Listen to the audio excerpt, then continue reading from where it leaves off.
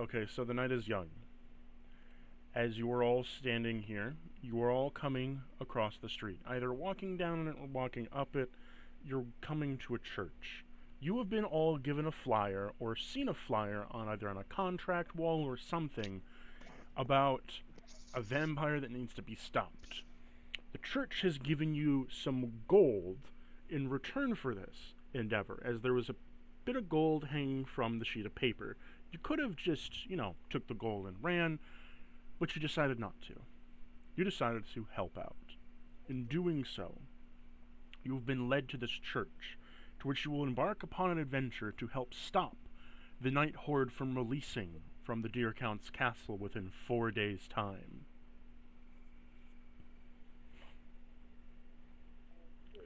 You That all seems a show up. little short. You all show up at the front of the church with its doors closed. You can hear slight bits of organ music playing in the background, the tuning of a very sharp organ across the landscape. And, well, it does assume to you that while this place is very nice in its tune, it's quite dark. The sky is blacked out with only a crescent moon revealing itself with a crimson light echoing down. What do you all want to do? Wait, so we're not in the church yet. We're still on the outside. You are still on the outside.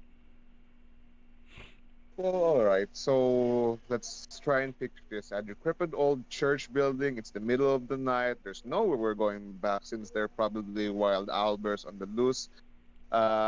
Best way is forward. So how is the door looking? Well, are you gonna introduce yourself to the rest of the people around you? You are just a stranger walking up to this church here. Oh, all right. Well, you said you asked what to do, or maybe you could have like introduced yourselves. I'm so sorry.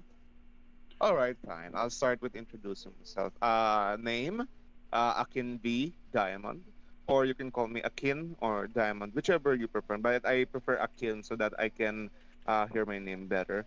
I am a gem dragonborn actually. I am also the rogue class, and I'm just here to get some gold and just finish the job. And since it's easy enough, kill a vampire, be done with it, get some money, and now I'm joining with you freaks. Next person, please.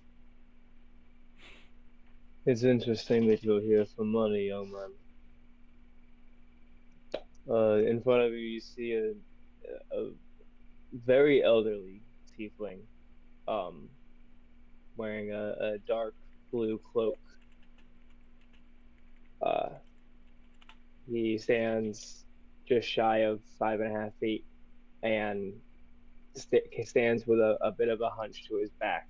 He's the aura he gives off is that of experience and exhaustion.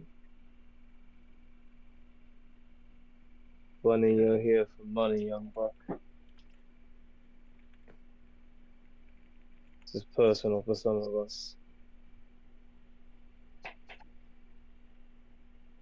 Sweet, sweet, sweet, sweet. Jojo? Uh, okay.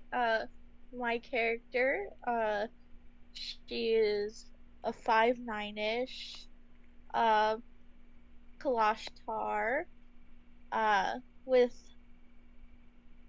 pretty gold eyes, and two large braided pigtails. Uh,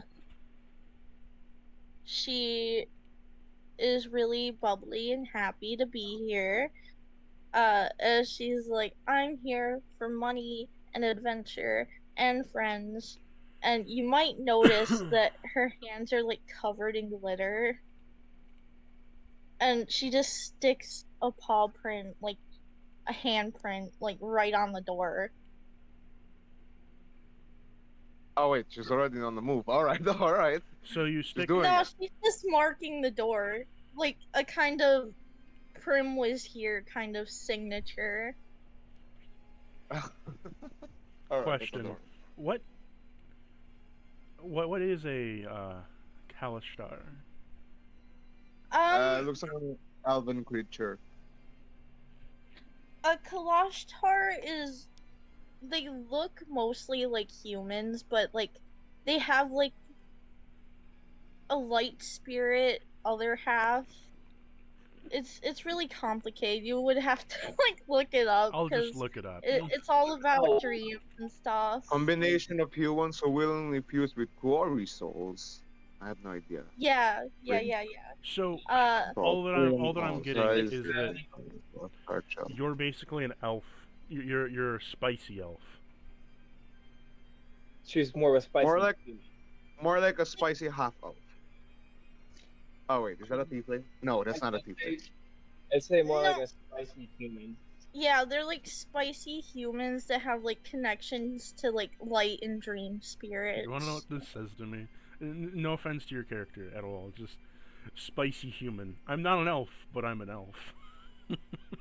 Yeah, it's gonna be real complicated because she thinks she's a fairy. Oh, and Let's oh boy. let's be honest. Two of us here are already spicy enough to this. So, as all the I will spice. say before we go ahead. set off into here, I assume is where we're heading to. Would we care to share some of like our specialties, our abilities, that just so we have a clear sense of each other's prowess? Well, all right, but let's start with Prim first because I'm curious on how Druid works.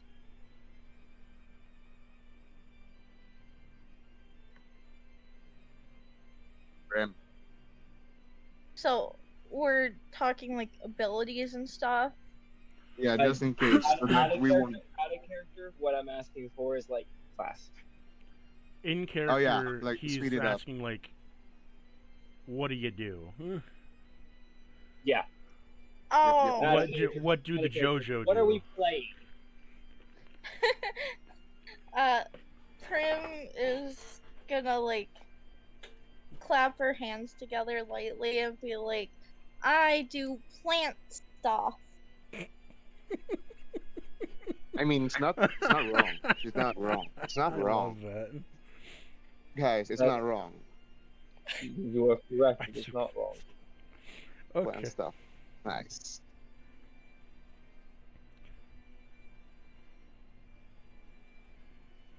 A Quinn. Oh yeah, Samas. Is it? Oh me? Yeah. I steal stuff. I disable traps. I am a walking universal key, Ooh. and I steal stuff. That is always. And I stab his stab. In Samos. You may. Also, call also me your pockets are empty.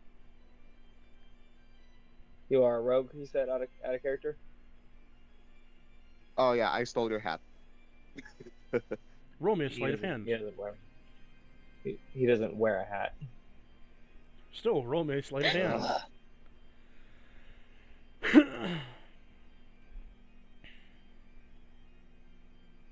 I picture All right, fine. How about you, Samas? Yes. You may call me Samas. Oh yeah, Samas. Samos before that. And Quinn, he, please roll me that. Please roll me the check. Sleight of hand.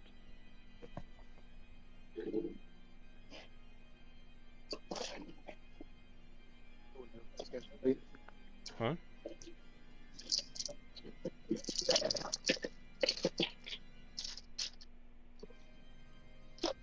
A Quinn, Yeah. did you hear what I said? Oh, playing the music in the chat. No, I said roll me a sleight of hand check. Oh, sleight of hand check. Whoops, sorry. Oh, damn it. Oh, wait, never mind. So, you try to like sneak your hand up to like steal a hat. Samas, you just see that like he's reaching a hand towards you, but you're not wearing a hat. You're just reaching a hand towards your head. But I put my hand on his head and rub it. There, you're welcome. What race are you again? Huh? What race is a Quinn? Dragonborn. I think it's a bit laggy. Am Oh, I a whatever. bit laggy?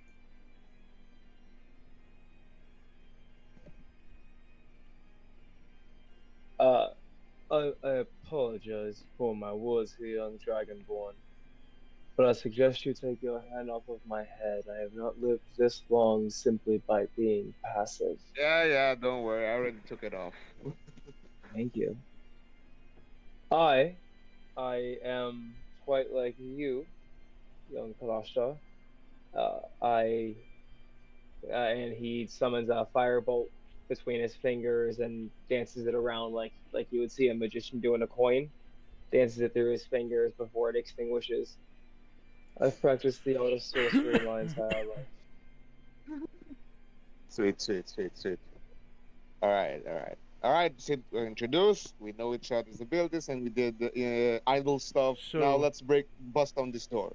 before you do that, the song that I put in the OOC, that is the song that you hear coming through the church and out its cracked windows and holes in its roof. A haunting song, but a song nonetheless with on the organ.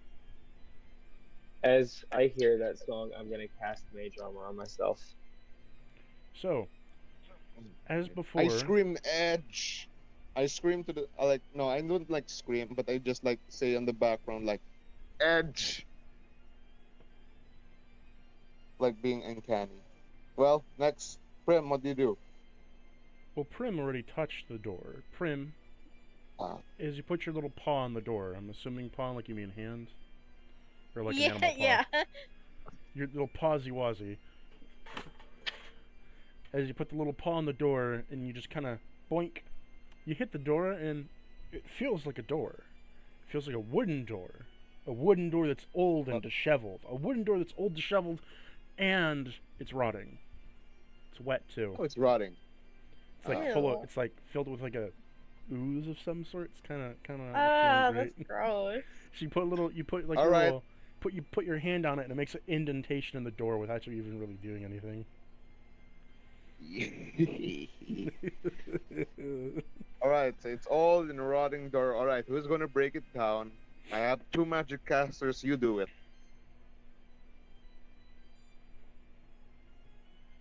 Does the door look like it's fairly light? I mean, it's a heavy motherfucking door. It stands like 20 All feet right. tall. It's a big old honker of thickness. It's like your old It's a Notre heavy- Dame church door.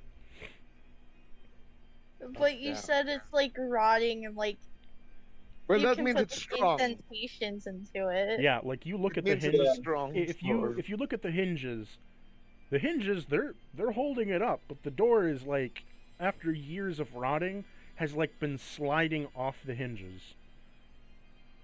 I So it's wonder already if collapsed. I wonder if Prim could just like force her way like through the door, kind of like make a hole in like the middle of the door with her body. I mean, Samos was just going to go ahead and reach his hand out and just flick a firebolt out at the door. It's a cantrip. I mean, but the door is damp. How are you going to burn if it's already damp and old? Rotting. It's rotting. That's Yes, how. it is. It's rotting, but it's also damp. Rotting wood, like to a certain level of dampness, will still burn. Guys, we Oh, can well. just like make a doggy door and just like crawl through Okay. it.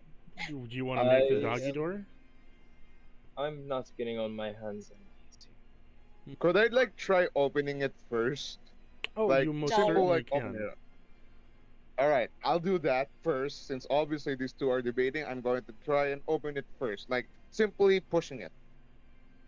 You push your hand into the door and you feel that all the squishiness of the rotting, congealing wood wraps around your hand like old silly putty that's All been right, so the sitting in door, the sun so for the door too is long. melty.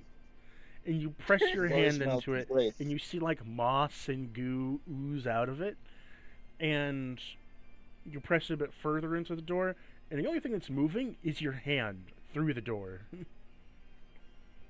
Right, so the door is melty. Destroy it. You gonna try to pull your hand out? Flicking a firebolt. No, I'm not. Not me. Wait, no, let me put my hand out first. I Okay. wonder if I could just like thorn whip the door off. Okay, off roll me That makes sense. roll me That a makes strength sense. save. Maybe the druid should do this since obviously the door is already covered in moss and plant and stuff. So before that, Oh. roll me a strength save to get out of the door. Me? Yes. Oh, damn. Don't Oh, nobody no. do some stuff. It's grappling you. Gosh. You're gonna get Uh, stuck in the 15. door. Please. Please. What did you I get? didn't even shove my whole arm in. It was just my hand. Yeah, it's grappling you.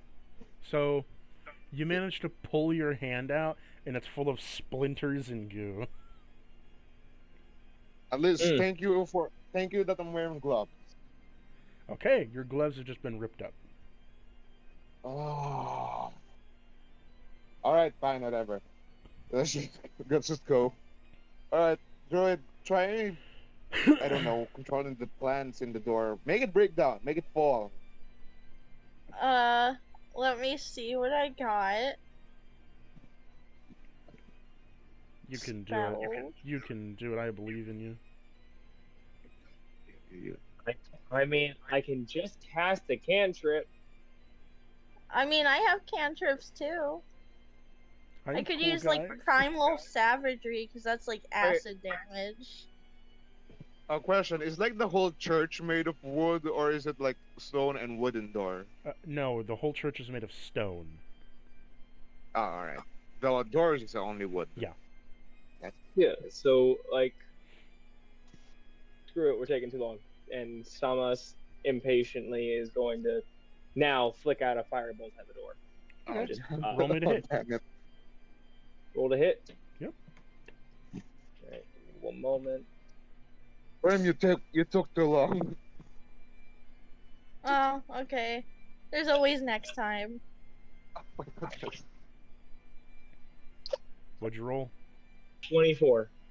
You hit the door, and upon doing so, your firebolt sparks a bit of the wood as it slowly smolders up, catching a flame.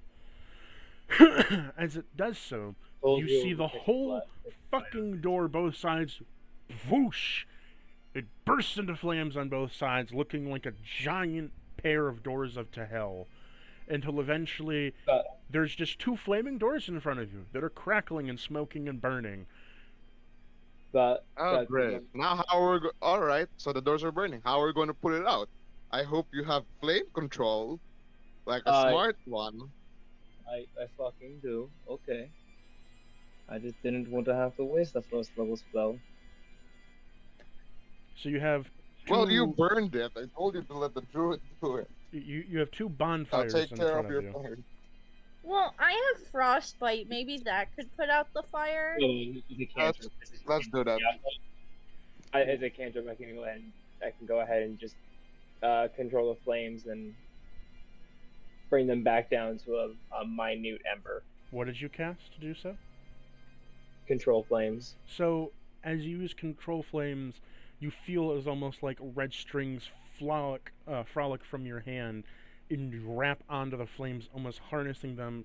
You tear it down to an ember, and you see, almost in the cartoonish fashion, that the door turns to soot, swaying away into the wind, with only the metal hinges remaining. Pulverize the door. Great. At least it's open now. You all walk in. Now you may go to yourself to the VTT map.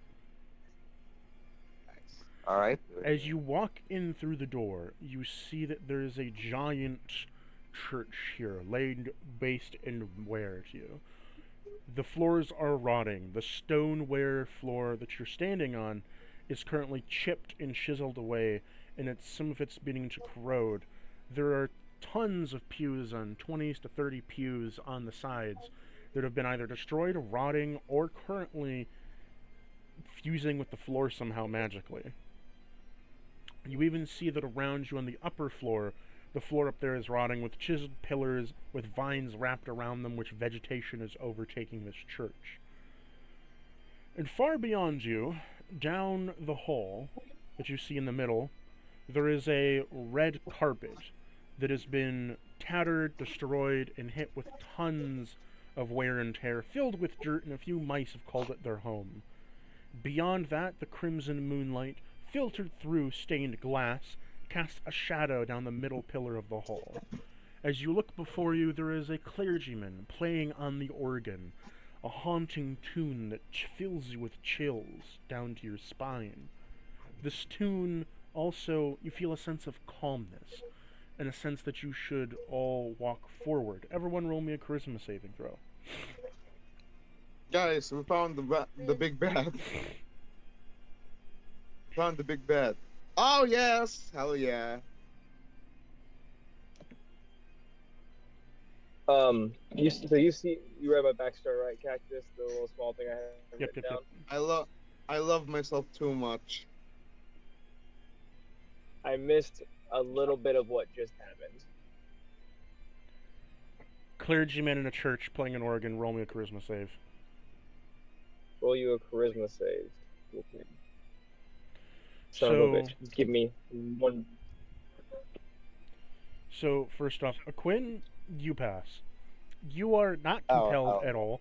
You're just thinking, like, yeah, that's a haunting Yeah, tune. obviously, because he's the big bad. I like Prim. Yeah, big bad.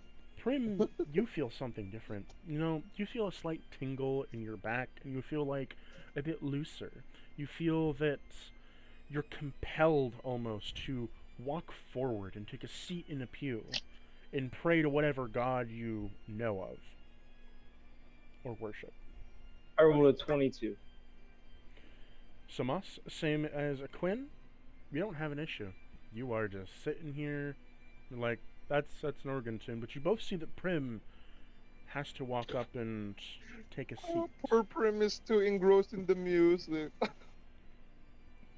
Prim, do you want to move your This token? seems to be some type of a charm. Wait, Just what? too innocent. I said to him, did you hear everything I said? I hear, I just don't see any map. Are you on the owl bear? Oh, yep, I see it. Which one is me? The leaf? Yeah. Yep, it says Prim. Okay, yeah, so I'll just like move her over here. Sure. As you sit down at this pew over here, you look behind you to see that there are two slumped bodies that have been dead for a long time, sitting in the pews behind you. And you sit down, and what gods do you know of, or do you worship any? The poor. I forgot what they're called, but it's like a really powerful fae. Druid. Sylvanas? Just say the name. Okay, so a fae god. Roll me a religion check. Okay. Burp burp. Religion.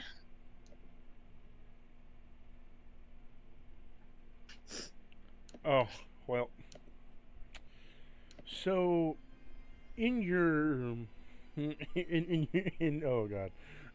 In your praying, you feel like you're reaching out to your fae goddess or god that you're praying to, right? And you feel the hinges of nature beginning to sink into your body, except the roots are painful, and they begin stabbing you. Oh. This is all in your Can head. I In your head. Can I tell the What were you gonna say, Samas? Can Samas tell if something wrong is happening up there with what was the name? Well, what was your name again? Prim, that's right, Prim. You would need to roll me an insight check with disadvantage because, I mean, your friend just walked into a church and sat on a pew and...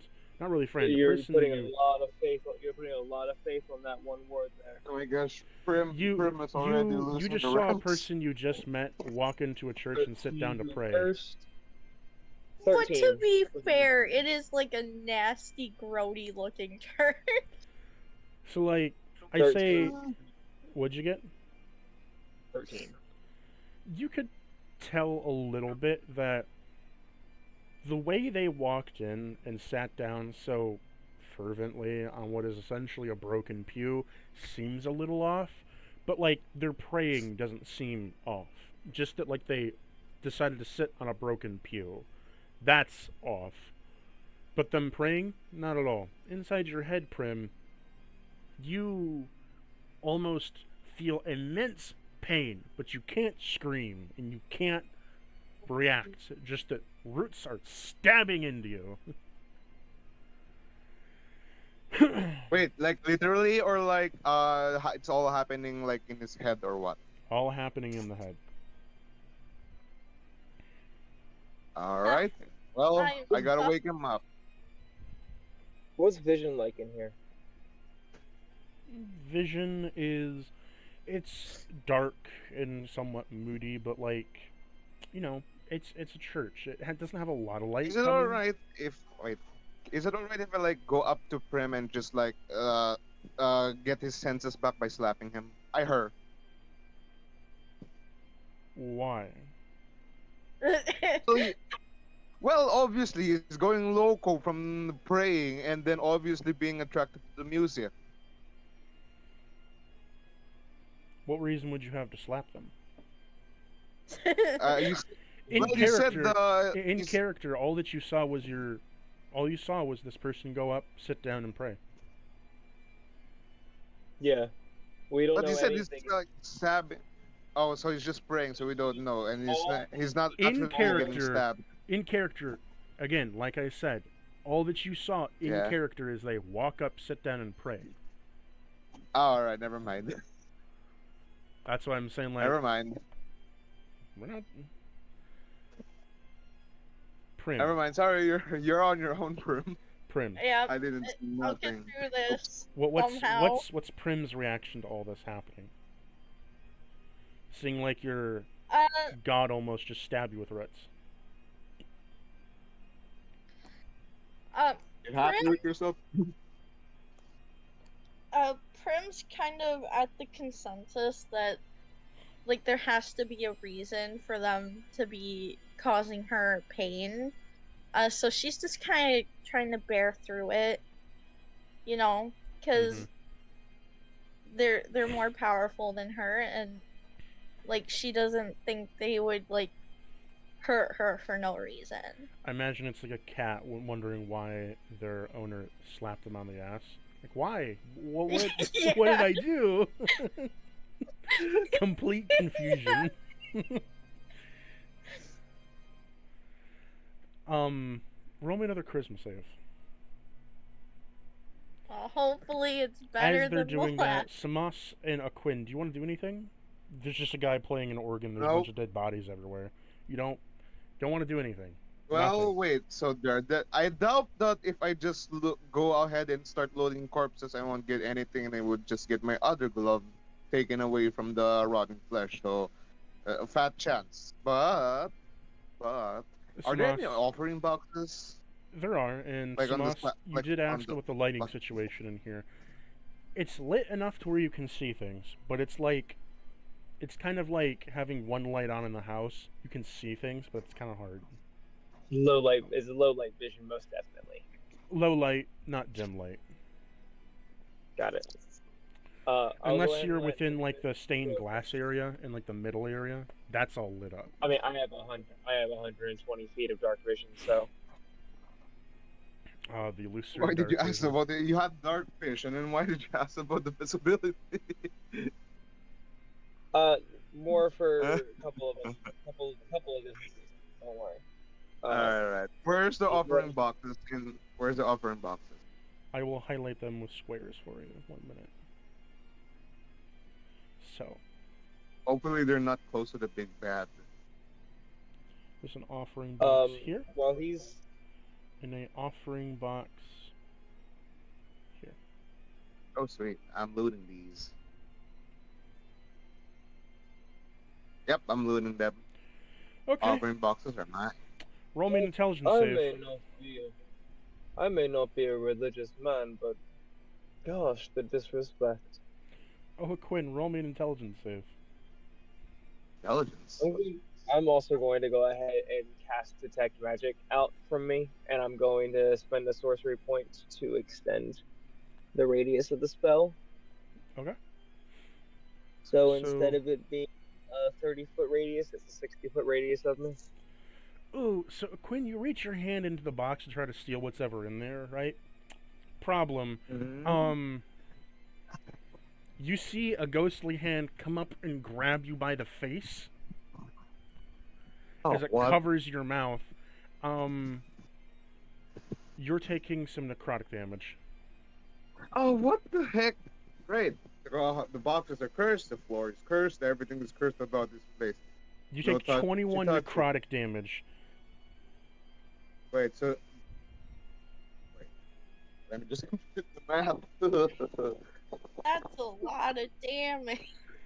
The What, hand just comes from up that? and reaches up to you, grabbing your face as you try to steal the offering, and you hear the cackles in your head say, "A priestly man does not steal from the church, as the church will give But it I'm back not to a him in priestly full man. recompense." I'm not a priestly man. I'm a sinner. Shut up, ghost. Fine, all right. I'll back up. Jeez, So you take the necrotic damn it. I'm damage. You just see the hand slip. 32. That's a lot of. Hurts. That hurts more than traps.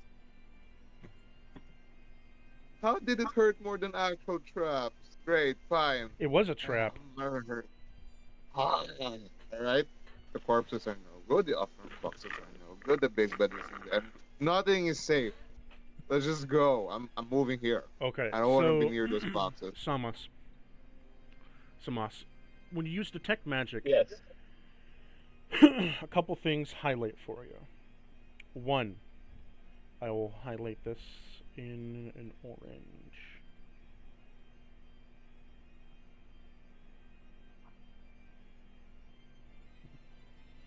The organ up Or front. The there's an organ AoE. possesses a massive magical aura that surrounds it. Upon doing There's an so, AoE. the magical aura that is up there, while it is huge and it is massive, you sense that it's leading out, and the music is almost echoing throughout the halls of the church, and you can see almost lines of magic funnel into these corpses. Roll me an Arcana check if you want to know the magical item this could be referred to. roll you. I mean, so according to detect magic, I get up to its school of magic. Okay, this would be. I don't know the specific school it would be under. However, I can tell you that it works very similar to the flute of pipes. The pipes of haunting. Yes. Sorry, pipes of haunting. Flute of pipes. That made no sense. No, I could no. The thing is, I know that exact magical item. It is similar to the pipes of haunting, except that this time it's controlling different creatures. You also sense that these creatures, whatever they are, whatever the corpses are, they are controlled by the organ. But there hasn't been anything to set them off yet, so.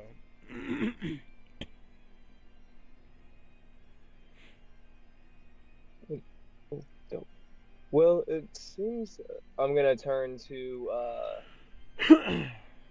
Greedy McGreedy over here.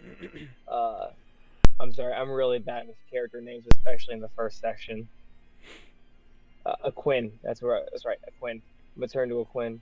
It seems, my dragonborn comrade, that a lot of the seems maybe enchantment or yeah, it seems closely related to enchantment. All of the enchantment magic seems to be coming from the organ up ahead. Yeah, no kidding. I can already see. The good thing I didn't touch the corpses. Otherwise, it would have Prim. Prim. If you have a chance, heal me first when we have a combat. Out So, of Prim, character, by the way.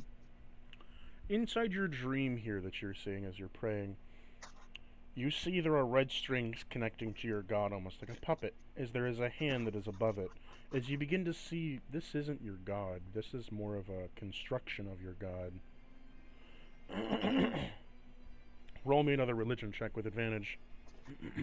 Y'all keep talking. I'm just gonna get some water real quick. Religion. How do I roll it with advantage? Right click.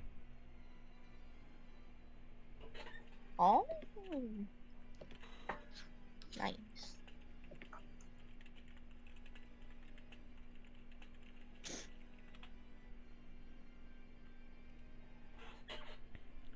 So, okay. Huzzah! You got a dirty 20. You see through the disguise, and because you see through it, you call upon your actual god to come help you.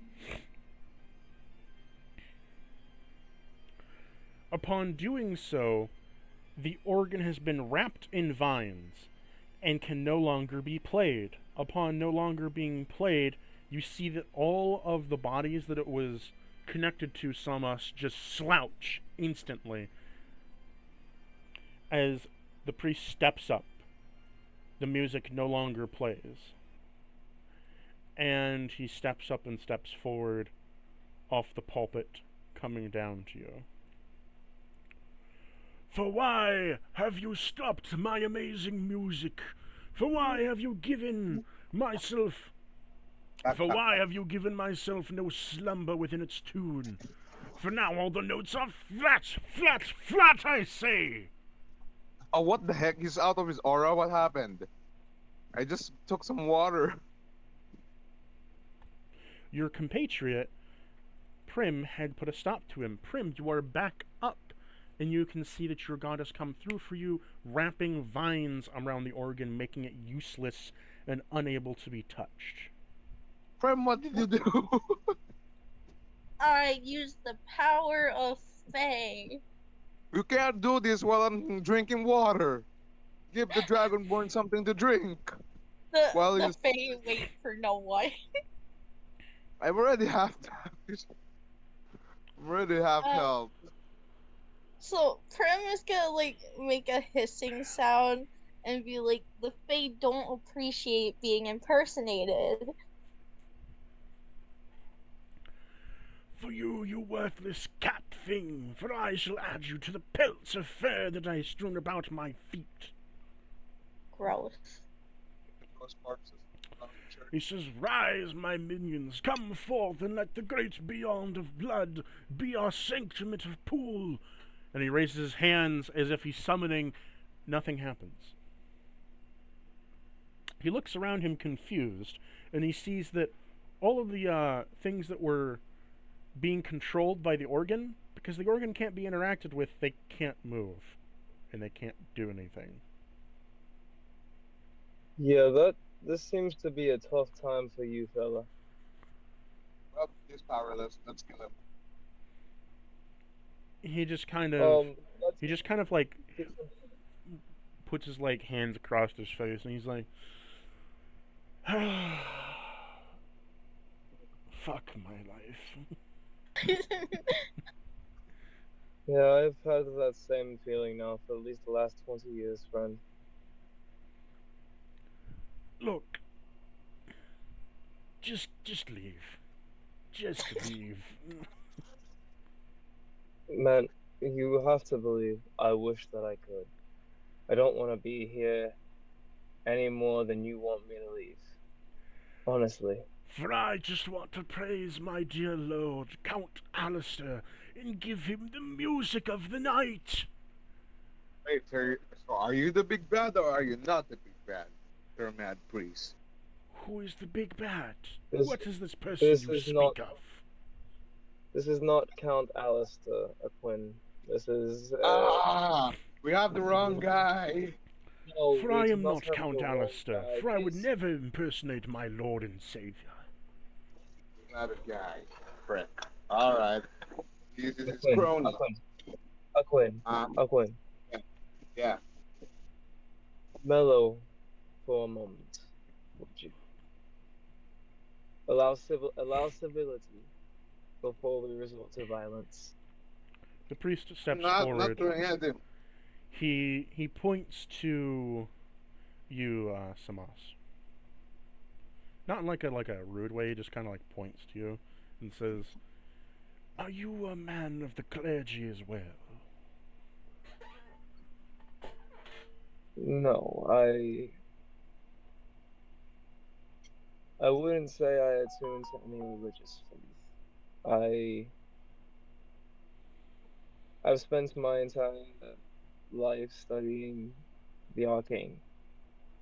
So I you mean, could Prim is say, somewhat like a clergy. oh my. Yo, all right, real quick. Can you like stop interrupting for a minute?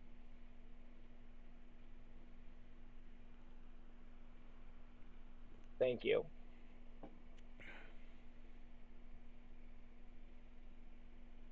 I've spent my life studying the arcane, so you can kind of maybe make the statement that I sort of worship that in a way, but it's more than that. For I see. I was going to say this. While I am the undead, I am peaceful to all of the living. If you choose not to come against me for my worship of the Dark Lord, I can let you pass through our cathedral unharmed. I will, Personally, I will I simply wish to need, do you. No, go ahead. I simply need a drop of blood as payment. Personally, I wish to cause you no harm. You've done nothing to harm me or these two. The only ill that you have done, as far as I know, is be subservient to the Count. But so be it. And from like magically from his pocket, you see um Damasi mage hands up a dagger from inside of his cloak, and mage hands it to slice him just a small cut across his hand before he's walking, but it doesn't look like walking. He's almost gliding. Like he's not off the ground, but he's Hover. almost off the. Yeah, Prim, kind do of. you have anything to say about this? Just gonna I'll let. say maybe we shouldn't give this weird guy our blood. That seems a little suspicious.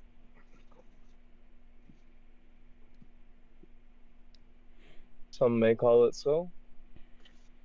In my life, I have found that there is no adventure, no reward without risk.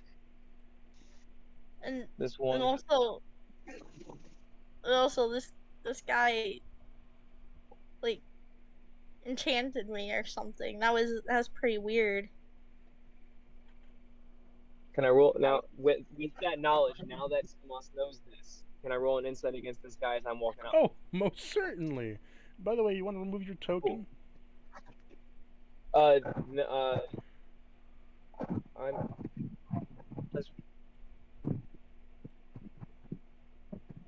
I did hit the button. Oh.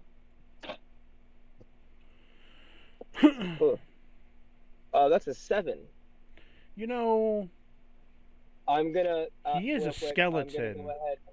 One second. One second. I am going to utilize my magical guidance and spend a sorcery point to give me advantage, Okay. or to let me re-roll it.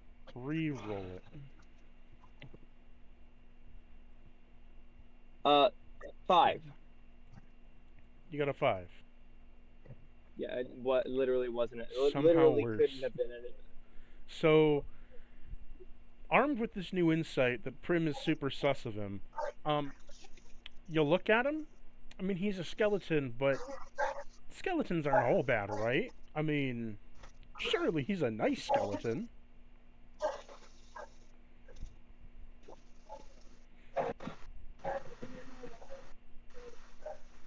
Prim, your friend just keeps walking. Not your friend.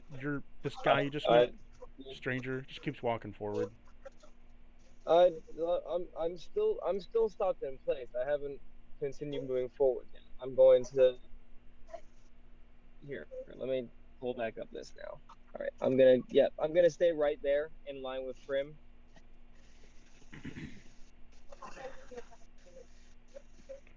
Prim, However, do you wanna say anything or do anything?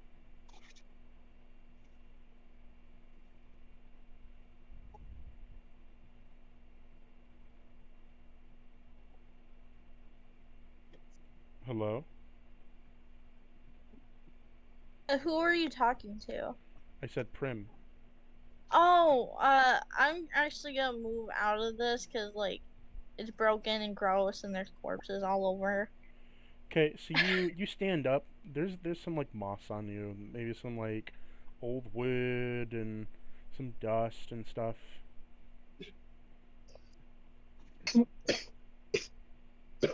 Wanna Gross. you wanna do anything while this is going on, or move anywhere?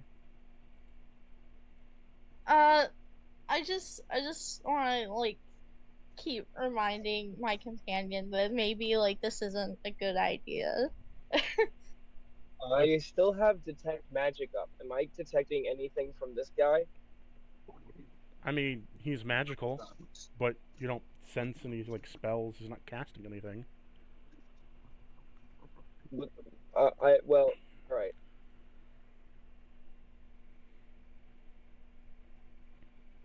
I'm gonna roll low.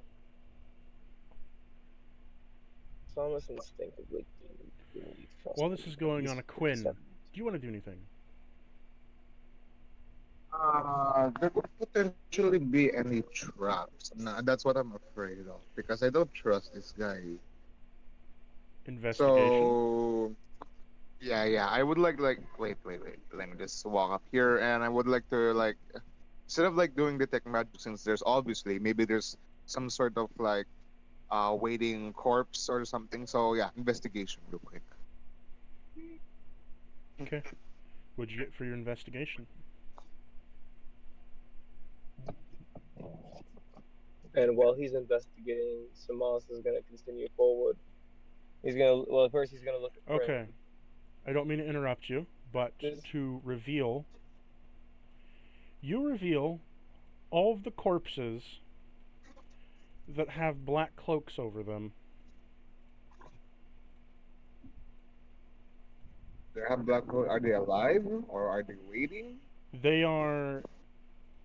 They're alive, but they're not moving right now. They're undead, but they're not moving. But they will grip your ankles someday. So that's reassuring. All right. So we have corpses that are waiting to pounce, no, grab our ankles, and then a big bad, no, a crony right in front of us, and no detect magic. Seems simple enough. Next, how about Samas? What do you think? Oh, damn. All So right. Samas is gonna look at Prim. Whilst I do hear your concerns, I'm not here for the same reasons that you two are. You may be getting paid for this. My heart's not in it for the money. And Samas is going to continue looking forward and move forward towards this mad priest. No. No. I don't trust this. You want to do anything to stop it? Yeah, what are the chances that I can contaminate the blood with glitter? Ooh. Sleight of hand when he's passing by. What? Sleight of hand as he's passing by you. Oh, sleight of hand? Okay, let me try. Yes.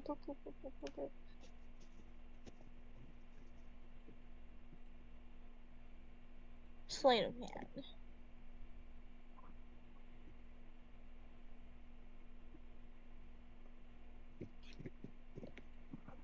Okay, what did you get? 22. So you managed to take out some glitter from your side pocket that you've been keeping, for whatever reason. You like sparkly shit. Animals like sparkly shit. Why not you? You take out some glitter and you sprinkle it in the blood, just kind of like bloop, bloop, as he walks past, not realizing with his finger that he's pricked is now completely covered with sparkly magic glitter. Shiny. Samas, Get up to the mad priest and I hold. As you approach, the priest holds out his hand. As you stick yours out, are you going to let the drop of blood go on his hand?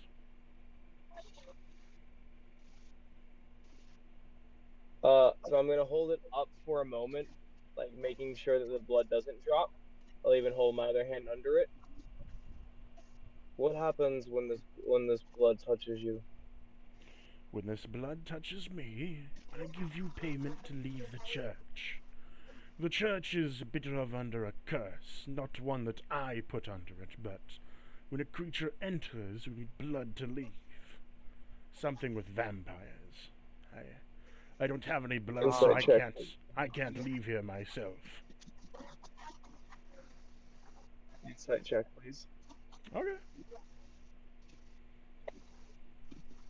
9. Christ. You don't know if he's telling the truth or not. It's very vague, but I mean, vampires do need blood. It makes sense from an outward standpoint. You just don't know if he's telling the truth on it. And for a paisa and for a rupee. And he's gonna turn his hand over and squeeze his finger until one drop, just a single drop, falls. As a singular drop falls into his hand, he clutches it. And upon doing so, you see that his hand glows a dark red color as it slicks up into his neck. And as it does so, one of his eyes glows open a blood red. As one of his eyes glows a blood red... Can I change the color of this? 1 minute.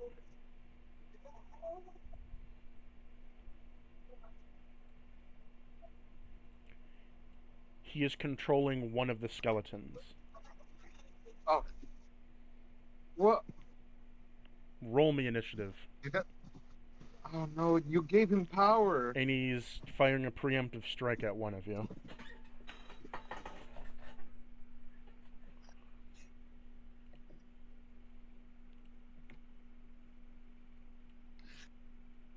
So roll initiative. I'll make an initiative counter in OOC. Where I belong. Back. What'd you get for your initiative?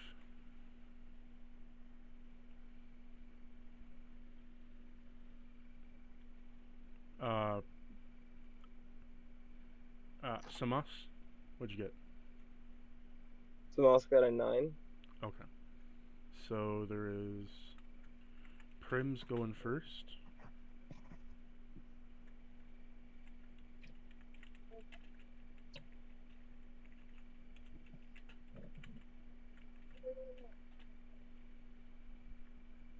What's your dex, Samas? A 12. Aquin, what's your dex? Much higher than a 12. He's a rogue. Okay. Quinn. Like, guaranteed much higher. Control monster. Then.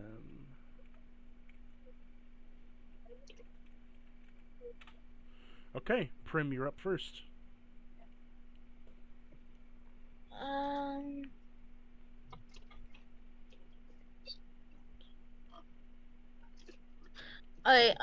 First, I am gonna heal up my buddy with healing word.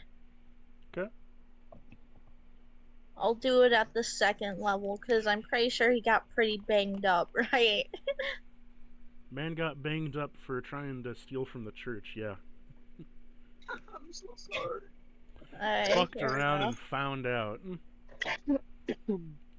But thankfully, you also have a bonus. Is he currently inhabiting the Thunder Skeleton? Yes, that's the red name. Okay, got it. Yeah, the way this works is that normally he'd be controlling all with the organ, but you can only control one at a time, or, well, not quite one at a time, but you'll find that out soon enough.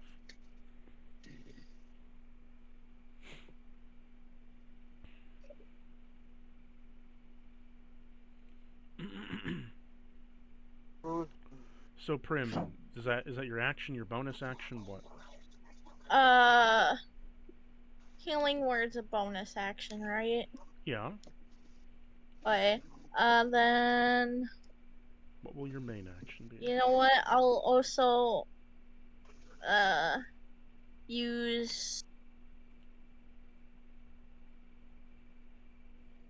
I'll also use magic stone. Okay. Who are you trying to hit?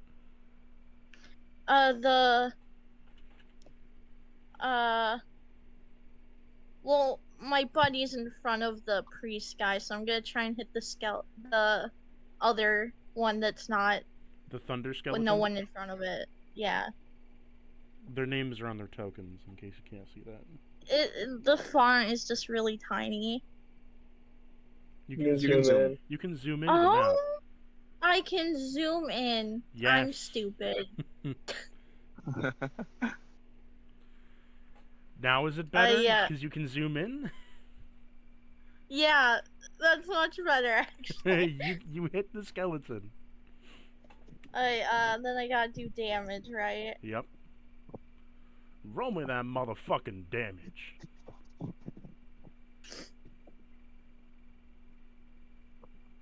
And I think magic stone comes with uh was it like 3 pebbles? So do I roll to hit 3 times?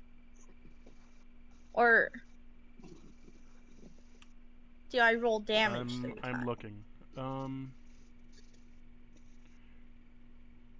You touch 3 pebbles and imbue them with your magic.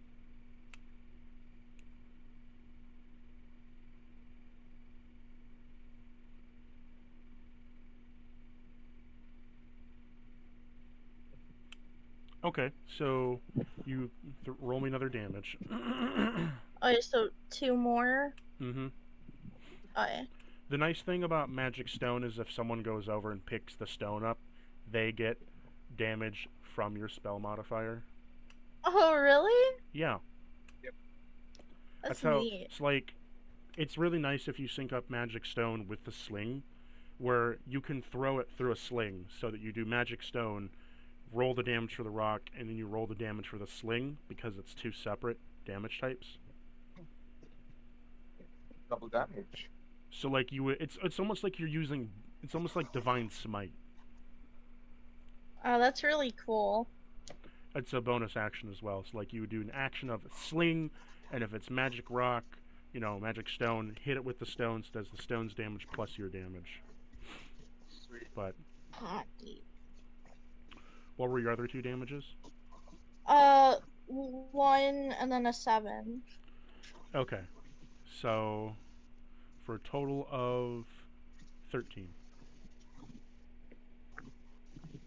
So you rail 3 stones into this thing as you knock 3 bones into it. Ka-chink, ka-chunk, ka-tunk.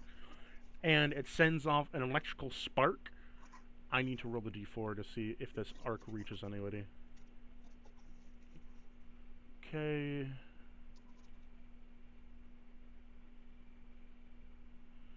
And I rolled a 1. Okay, Samas does a... Does a 17 hit you? Yes. Okay. An arc bolt comes off of the creature after he's attacked and hits you for 5 damage of electricity.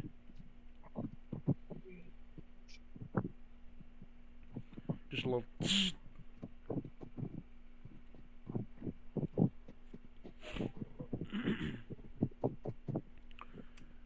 Okay. So that ends... Do you want to move anywhere, Prim? I'm gonna back up a little bit, Probably a good idea. and then I'm good. You gotta move your token. Every square is 5 feet. Oh, okay.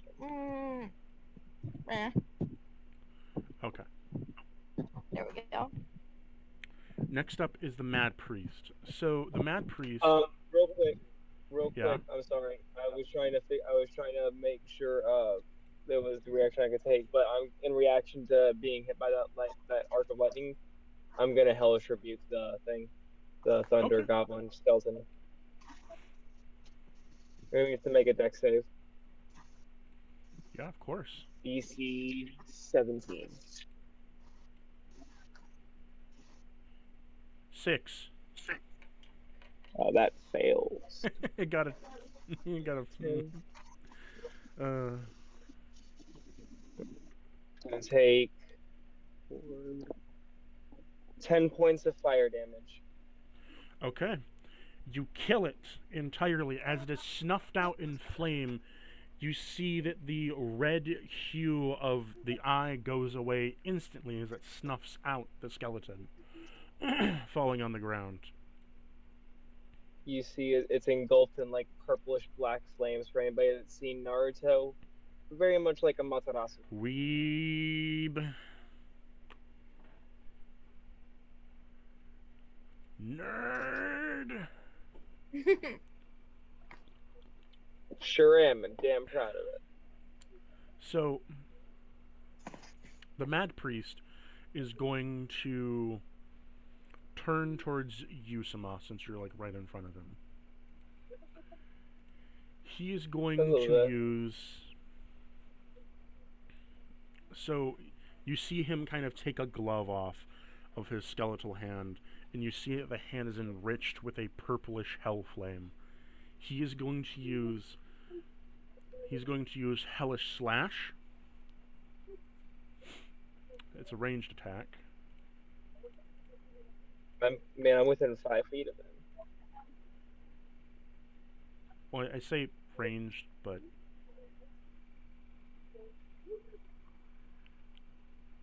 you know what I mean. Spells.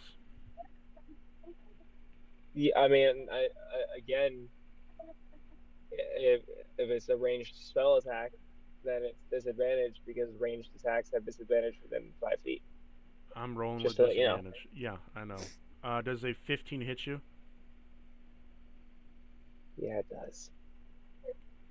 Okay. I'm the squishy, guys. So he reaches out and he deals 8 damage necrotic to you as it slashes into you. And then, as a secondary effect, I need you to roll me a Constitution saving throw.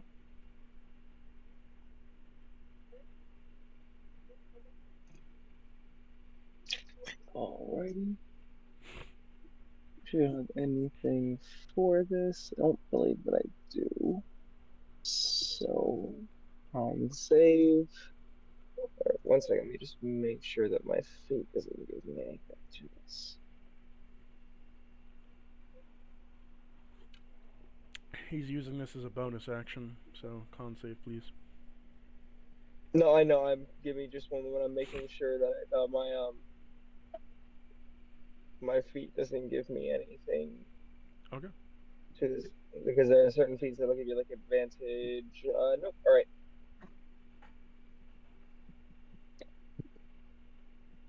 All right. Good roll that time. 23. You pass. He tried using the curse of the letter on you, of the lenting on you. As he swipes into you, he makes a slash into you, and he draws a bit of blood.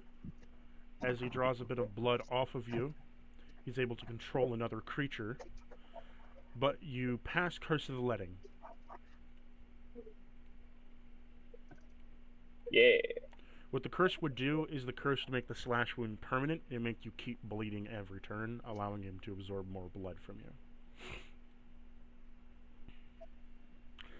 It is now Aquin's turn. Aquin, what do you want to do? Let me think. So these 2 skeletons here, they're not active yet, right? But they're No. also a potential mob. Potentially, yes. Yes. I want to try and half their numbers first. But first, let me read my abilities real quick. And because I also have... Oh, wait, I forgot. Where's my inventory? There we go. To wield... Where's my... Again, there's my dagger. Found it. Oh, yeah, I forgot I can do bonus attacks with my dagger. Yeah. So I'm going to try and do this smart first, and try and trust. Wait, are these corpses like laying on the ground, right? Like they're flat, but they're not in a way. They're sitting on the pews, hunched over. All right. They're sitting and hunched over. I'm going to try and kick, or oh no, actually not kick because that might be too weak. It's counted as unarmed strike. So I'm going to use my rapier and try and knock off their. Yeah, I'm going to try and dismember the skeletons just so that I can have their numbers as well. Both of these skeletons, and also, oh yeah, first skeleton, I'm going to attack it, fog skeleton, so that I can just, and also bonus action the thunder skeleton with my daggers. Okay, roll to hit.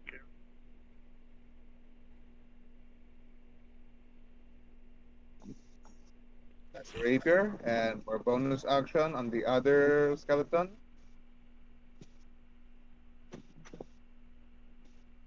All you did was roll the damage for the rapier.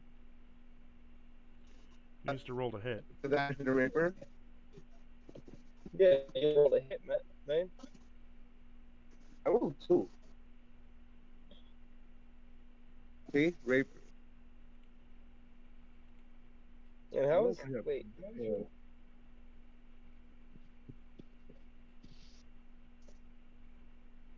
How many attacks do you get per action?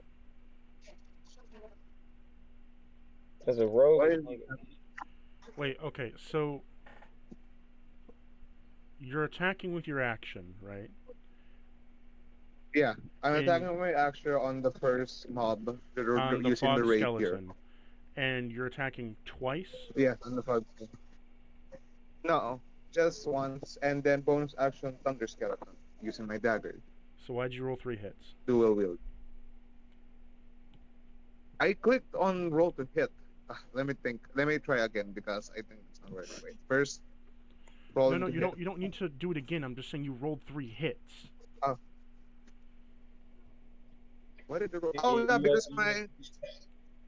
I think because my dagger is like dual wielded. It doesn't matter if it's dual wielded. You only get one bonus action attack. But you're using two. Are you using 2-weapon fighting or 2-handed fighting? Or Two weapon fighting. so then you attack right Yeah, then after you get one bonus. You get one. Well, bonus. no, it's rolling 2 because he's attacking with both. Because with 2-weapon fighting, you roll the first attack No, and then you get so an attack right after. two weapon fighting is because he's already attacking with his rapier for the first attack, and then 2-weapon fighting gives you a bonus action attack with your offhanded weapon. You get it's one bonus action attack. You don't get it's not multiple bonus action attacks. The only No, I'm not- cat class that gets multiple bonus. I'm saying that like he attacks with his action, and because he's hitting with his rapier, he is offhanded attack. He gets to hit right after. Yes, but what we were saying was he rolled 3 hits. Or, never mind. Let me just try something real quick. I must have had a misinterpretation somewhere. Okay. Go on. I don't know. I'm just clicking buttons here. And I think I'm doing right. I roll the hit. I roll the damage with the rapier. So what? Should I just roll for dagger as well? Okay, slow down. So you rolled 2 to hit. First is a 16. 16 hits, and then you rolled again another 16 hits. Roll me damage for the first one, which was 9. Right?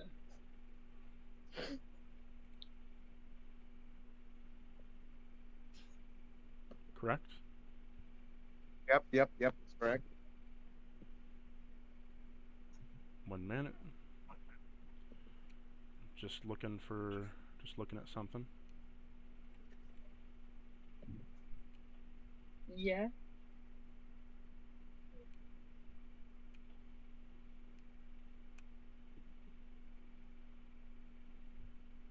Trying to look for your fighting style.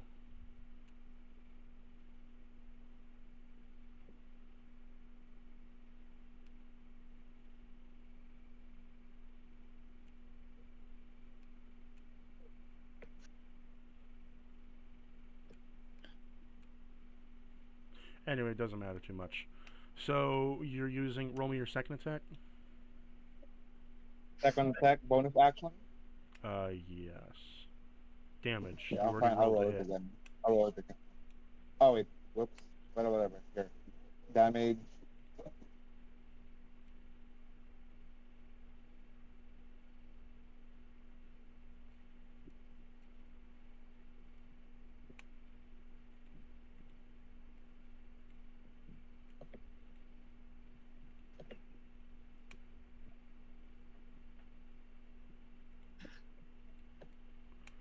Okay, what did you get? I think it's 22. Okay.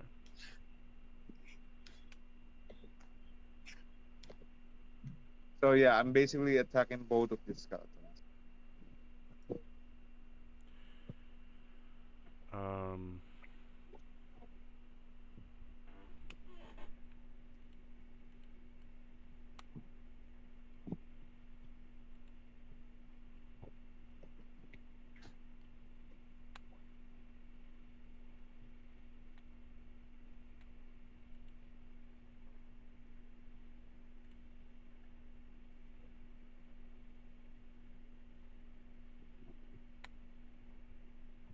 I'm sorry, my brain's just not working right now.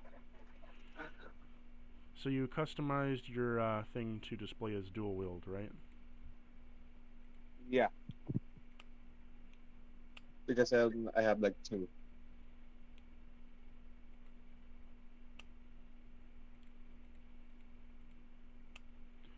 Okay, I think I see the issue here. Okay, so... Wait, why are you attacking with sneak attack? Yeah, you don't have advantage. He's not an ally So, within 5 feet of him. this is why I'm confused. You rolled the first attack, and then you rolled the second attack, but you're rolling with sneak attack, but you weren't...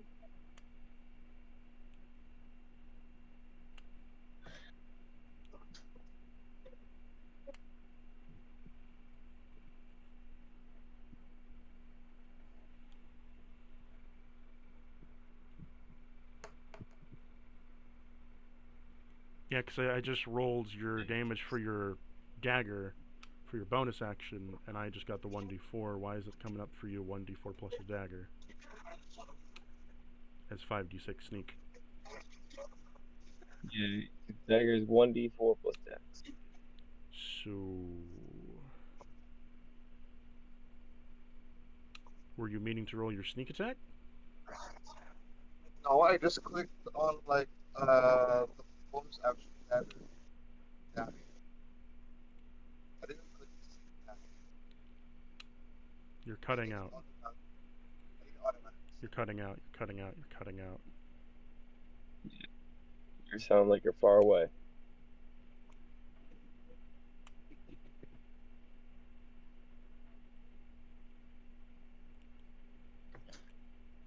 Okay, I'm gonna move on from that.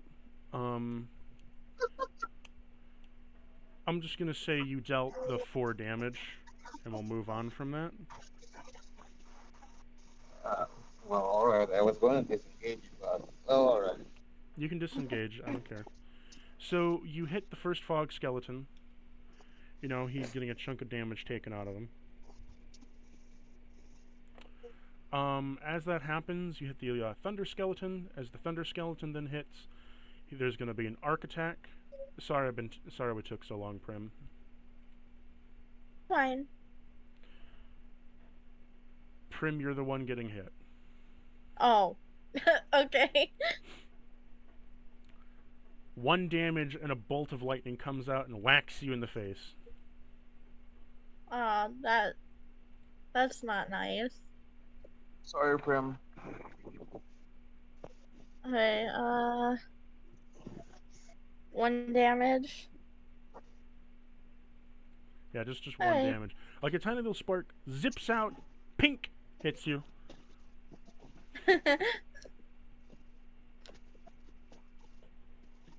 Okay, so right off of Aquin, the control monster. So Samus, Samus. So the fog skeleton is going to use a bonus action and it's going to create a fog cloud around you. Okay. Or actually, no, it's not my turn yet, so I won't do that. Never mind. It's then going to move over here. Prim, it is going to choose to make a thundercloud above you.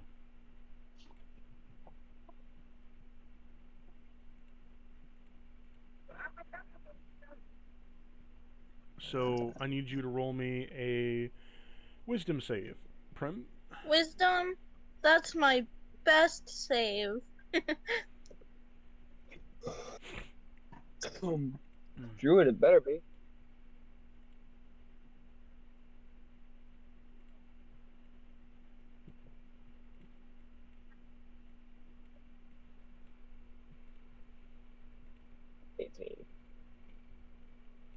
What'd you get, Prim? 18? Oh, yes.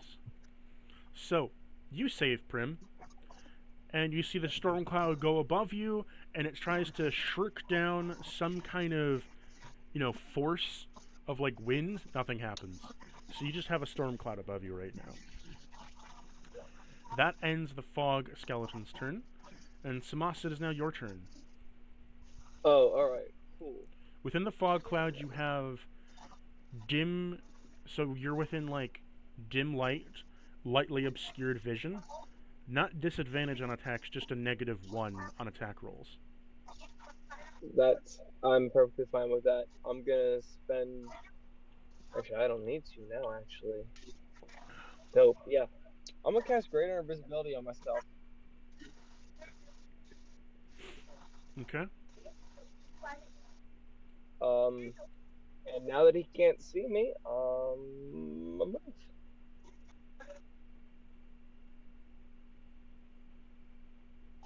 15, 20, 25, 30, there, and then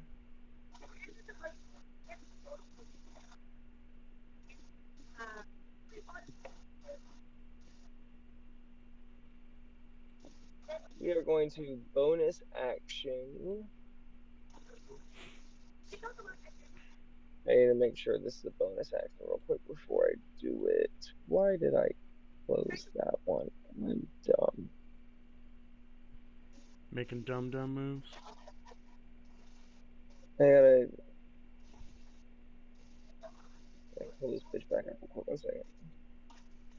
I gotta make sure it's a bonus action. Yeah, it is. Alright, cool. I've used 2 so far, so now.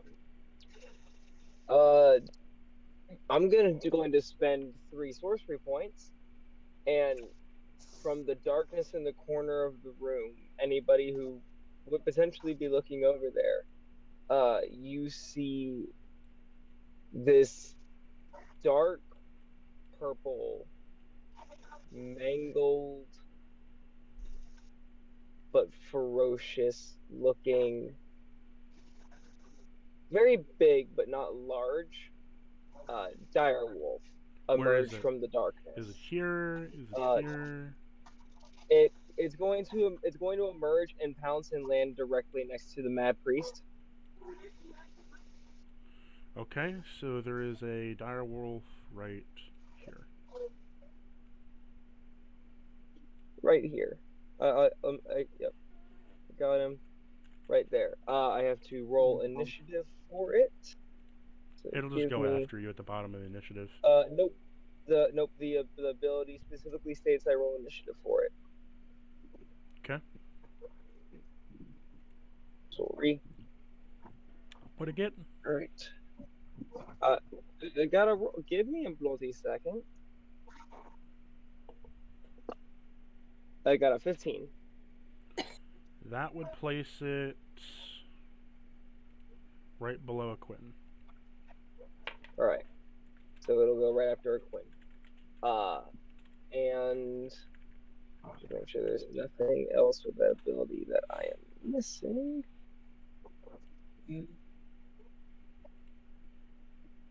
So When it's summoned, anybody's looking at it, its eyes are locked on the mad priest, and it's snarling. There's foam gathering at the edges of its mouth.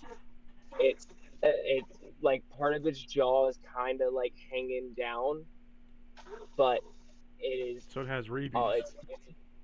it's hungry. No, it doesn't have any kind of resistances or vulnerabilities or anything like that. It's just a dire wolf. This is just flavor. Um, and Hungry boy. it is frothing, snarling, mean, and hungry. Prim, as a druid, Uh, what do you think of now that'll being a dire wolf on the field? that'll be it for Samas. Prim, it's your turn. What do you think of there being a dire wolf on the field? I think it's adorable and I want to pet it. But Forget first, just forget the fight. Pet doggy now. yeah, pet dog now, please. But first I'm gonna move out of this thundercloud. Okay. Alright. And then I'm gonna cast Entangle, which is like a 20-foot cube, and get that fog skeleton and maybe some of these inactive ones tied up. Is it centered on it Oh or no? yeah, you can do that. What? Is it centered on it or no? Where are you wanting to put the Yeah, it's a 20-foot cube, but Yeah. the range of it is 90 feet. But I'm So I saying, just like, want to put are you wanting the 20 fog skeleton to be in the center of the cube, or do you want him to be in a Yeah. corner of the cube? The center.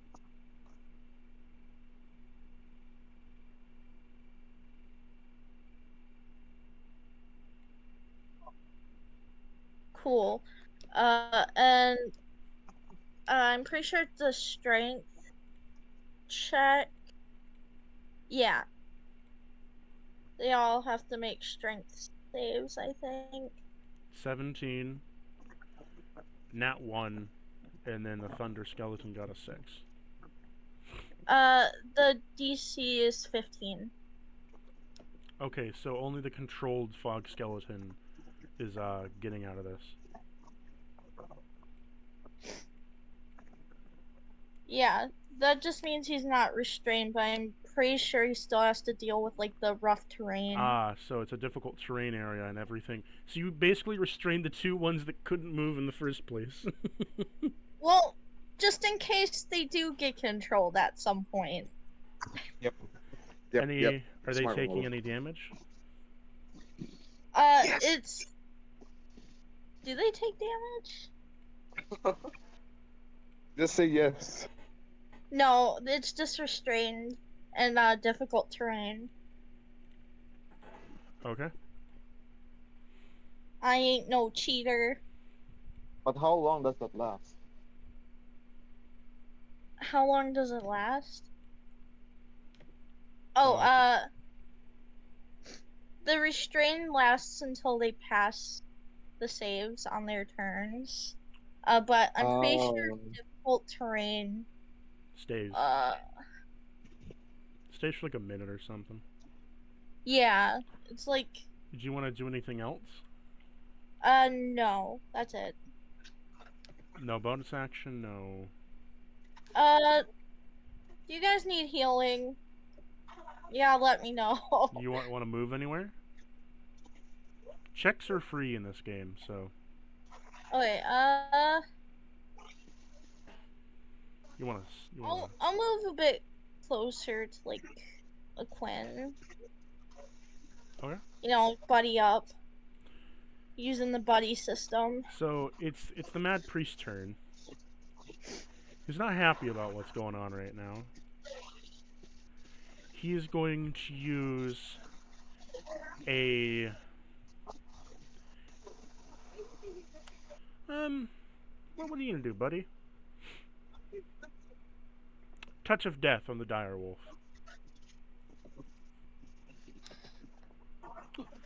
Okay.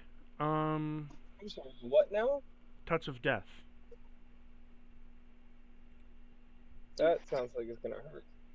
Yes. How much HP does it have? 1 second, because it has technically 42 because it has 5 temporary HP, but 37 max.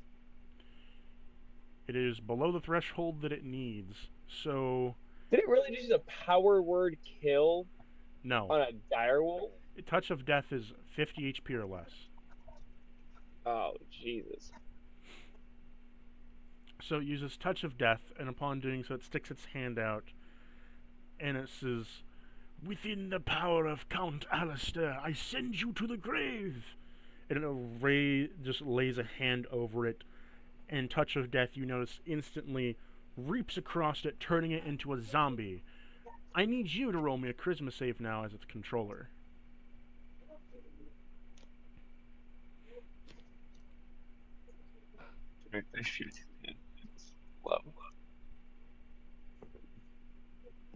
A total of 18. You pass. The direwolf is dead and does not become zombified, controlled by the mad priest.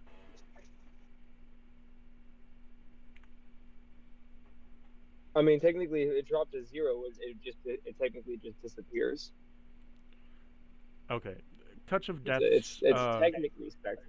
The secondary effect of touch of death is if it dies under it, turns to a zombie, and then if it's already controlled by someone, it has to, like, wielder makes the save to either keep it or not keep it. Got it. Next, he is going to move over here. And as a bonus action, he is going to... I need you to make me a Quinn. You see out of over the restrained area of plant life, there's a priest that is chanting a holy spell.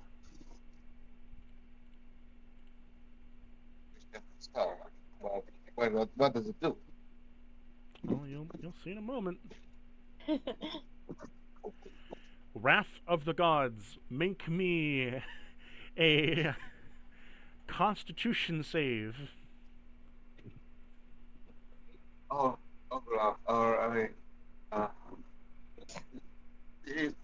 no! Damn. You need Damn. a 12 to pass. Oh Damn. no. What did it do? What did it do? You I'm see so a far divine from- light come down from the heavens as it opens up above you, where it then surrounds you by a white light that then showers down bolts of holy radiance upon you. Oh, it's radiant there. So I have radiant there. You are taking 12 damage. The next time it is your turn, you will have to re-roll a Constitution saving throw, and if you don't pass, you'll take damage again. Alright. So that's his turn? That is his turn, yes. Alright, You currently have I have a- to roll another. Yes. Was it your Yeah, I turn have now? to roll another Constitution. Yes, it is your turn. Save again. Alright, good. I saved my Constitution save Yes. on this round. It's my turn. So it's gone. Uh, So when you rolled your Constitution save, you managed to stand up from the holy resilience of light, and the beam disappears. Thankfully. Alright. Annoying prick. Fine. I want to try something stupid, but how's the range doing here? Okay. 45. 45 technical feet, but it's difficult terrain, so you'll have to, like, those 5 feet squares are 10 feet squares. I want to try and shoot the fucker in the face with my arrows, but I'm afraid that it might not pass, and ways to score. So for now, I'm going to stay this distance and aim for the acid skeleton because I have a feeling that's a potential mob for us since the two here are restrained. So okay. So I'll go Question. in front of him. Head Okay. up to the acid skeleton. It's on the floor right now, or is it sitting? It's sitting in a pew. All right, it's acidic, and could they? Wait. Is it liquidy? It's generating Is the acid. acid? It's generating acid, and it's a bit liquidy. I wanna use my breath weapon to try and freeze the acid, so that at least it would have disadvantage or at least locked in place. Okay. Roll me your breath attack. See if you hit.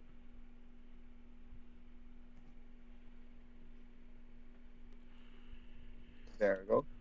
No, I need you to roll to hit. No, breath attacks are safe. Oh, a save. What's the save then? Sorry. My save. Wait, my save? Oh, it's 12. Read your breath attack description. What is the save that the enemies have to make? 12 Constitution. Okay. Thank you. Let me roll. 12. You got a 7. He takes the damage, so you deal, let's see, 11 cold damage, and as you deal 11 cold damage, you begin to freeze the acid skeleton in place. He is frozen. Great. Bonus action. Could I use sneak attack as a bonus action, or I can? You have to stealth first. Yeah. Oh, I need to roll a stealth check. Well, you have to have rolled Alright. a stealth check before your turn, then you can use the sneak attack. Well, You alright. have to Since take- it's You're a rogue. If you don't have a bonus action attack right now, if you don't want to take a bonus action attack, take a bonus action hide. Then next turn, you have Well, advantage on the first. He On your does first technically have a attack. bonus Oh action yeah, attack sure, from dual sure. wield. Alright, but- I'll take a bonus action hide. I'll use my bonus action to hide. Okay. But Roll where me do your I stealth. Where do I hide? Stealth. Oh. Need a stealth Yep, check. roll stealth check. You'll probably hide Thankfully. behind. Okay, you Yep. pass. You are Sure. currently hiding. I believe like you're hiding behind a pew or something. I'll just pretend I'm hiding here. Okay, you're hiding behind the offering box. Prim, you see your friend disappear. You're now alone. Oh no. Don't worry, I stunned the acid skeleton. It's frozen right now. But you're good. That's my turn. With that said, it would be the direwolf. Direwolf is dead, the control monster. So, the fog skeleton is going to use a bonus action to Misty Step over here.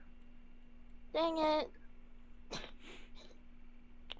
And as a main action, it is going to use Control Weather on the Thundercloud, and it is going to use and make it a Lightning Cloud, so Active Storm. This makes it grow bigger. Oh no. I hate that.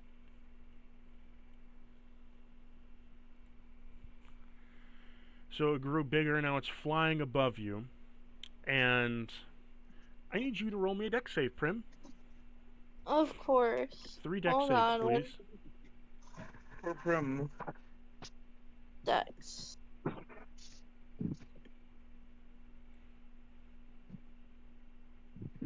One, 2 more, please. Oh, 2 more? Mhm. Okay.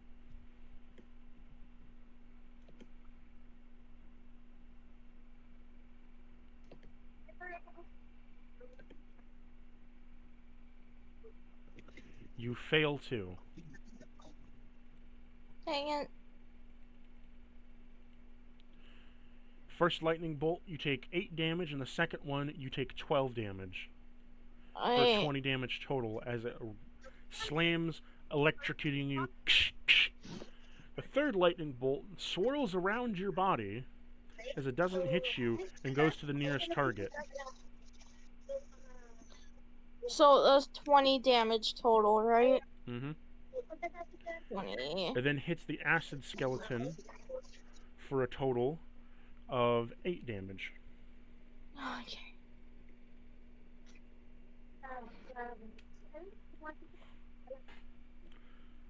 So a little acid skeleton next to him gets hit for a bit of damage. Samas, it is now your turn.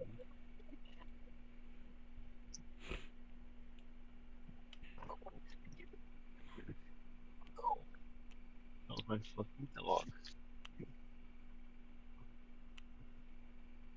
We're going to have some fucking fun.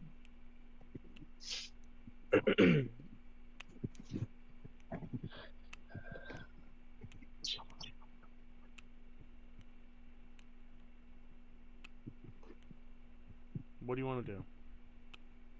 Alright, first thing I'm going to do is I'm going to bonus action hex him. Okay. Hex the Mad Priest. So an extra 1d4 on damage that I deal against. And then I'm going to cast a 5th level innovation at him. I need him to make a dexterity. Can do. You got a 12. He fails. Oof. And that is not good for him. So, on it, let me tell you what would have happened on a success. A success, he takes 2d8 necrotic damage, and then the spell ends. On a fail, he takes 4d8 necrotic damage. And until the spell ends, I can use my action on each of my turns to automatically deal another 4d8 necrotic damage. Okay. I also regain hit points equal to half of the amount of the necrotic damage that he takes. Okay. So he's gonna take 4d8. That's a d12, not a d8. Over here. 8, 16, 22, 27 points of necrotic damage.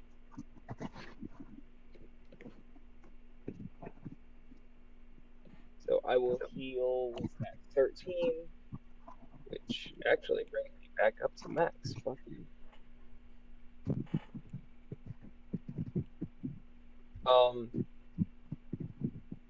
And Hex deals an extra 1d4 to him. Just a moment. Prim or Aquin, do you want to commentate on anything while you're seeing this happen? As he's just getting lambasted with fucking spell attacks? You can't see me at all. No, but you can just see fucking spells flying out from a cloud and hitting him. Prim gives like a little woo-hoo.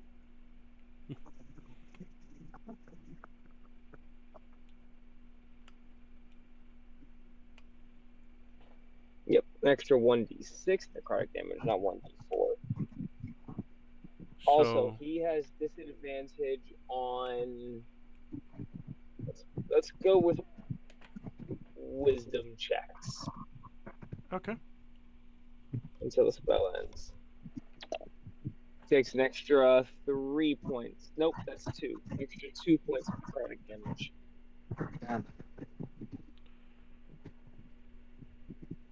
Does this end your turn? And then, no, unbeknownst to anybody except for the people who are literally watching the screen,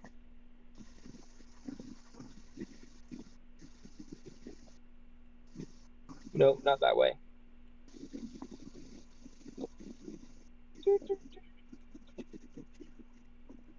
Gonna stop right over down near the base of the steps, and I want to look up to up the steps up to this pipe organ, inspect it a little bit more closely.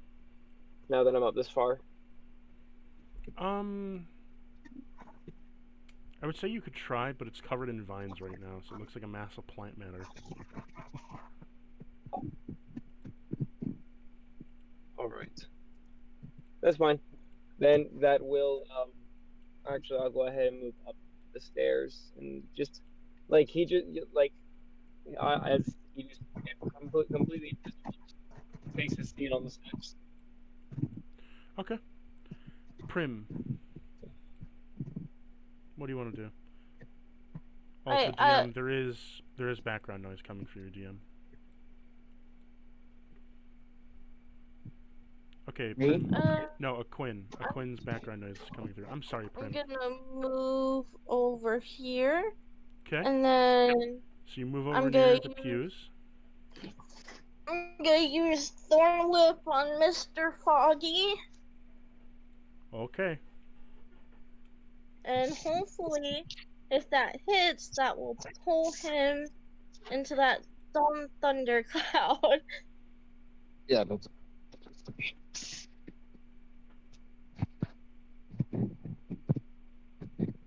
24 is a hit. Yeah. So How then much does it pull him? damage, and it pulls him 10 feet closer to me. So as it pulls him 10 feet closer, he's now in the storm cloud. He has to roll some saves.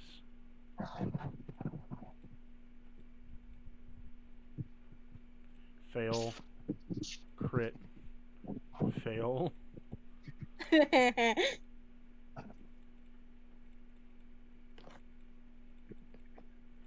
He takes a total of 49 damage and dies. all right. Don't go to the storm cloud. That's fine. He Noted dies on that. with the storm cloud. Oh, thankful. Oh, thank I'm you. a genius. Prim just I was getting. fucking annihilates him. Prim, you just see that you whip him and you pull him in, and you just see 3 lightning bolts hit and evaporate him from existence as like a pile of smoke, just poof, gone. Woo! I did it. You did it too well, in fact. You know the fucking meme where there's like guys doing like, oh, and they're like pointing towards the thing. I imagine that's the this fucking scenario. Like, oh, look at that. That's it for my turn. Well, you won. So it's the Mad Priest's turn. What the fuck is he gonna do? Okay, so he's gonna come down here. Pull him in the storm again.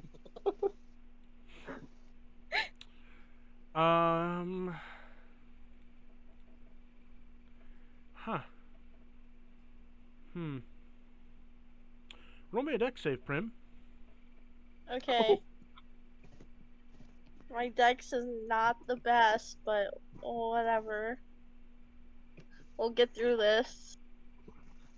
Oh, heck! You pass.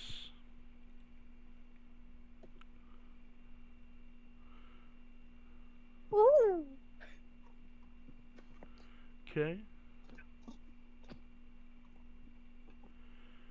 Okay. You take no damage.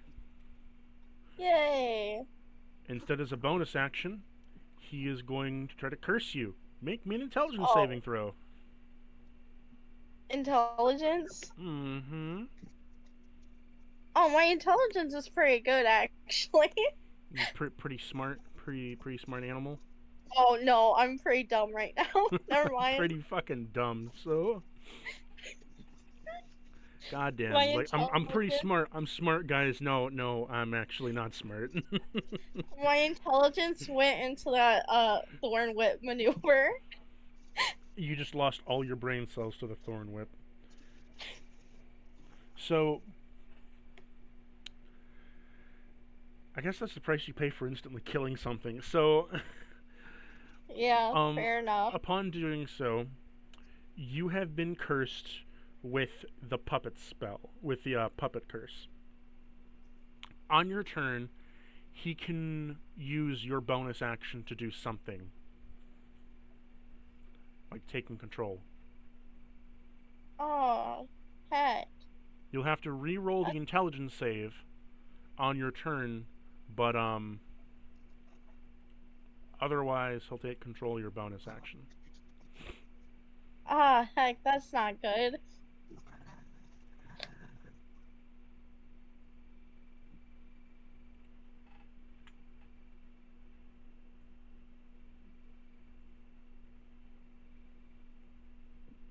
That ends his turn.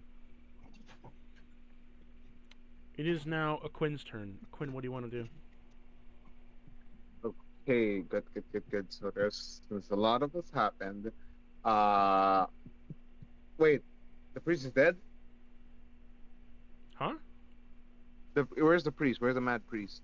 He's right here. Oh, I can't see him.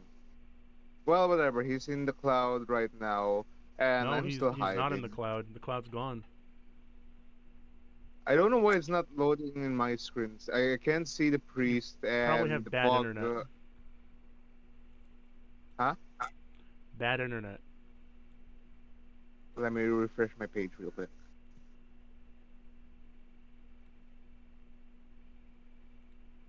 Oh, there we go. Now it's loaded. All right. Since it's hexed and oh damn.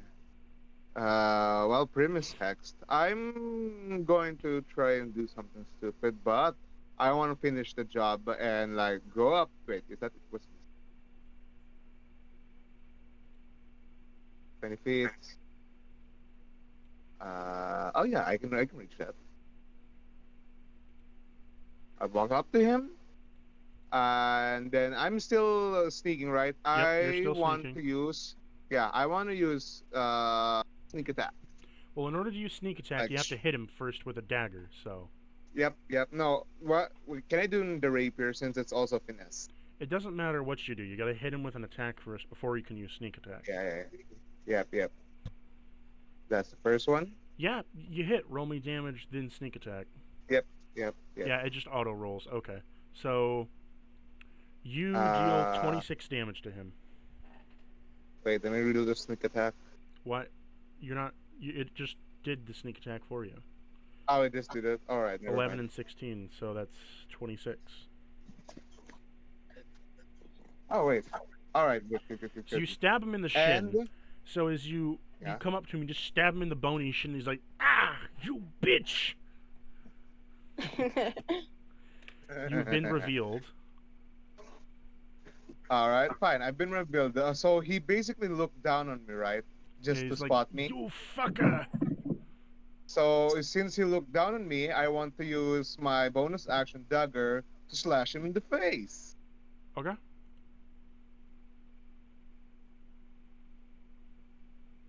Hit. And damage. So that's 4 damage.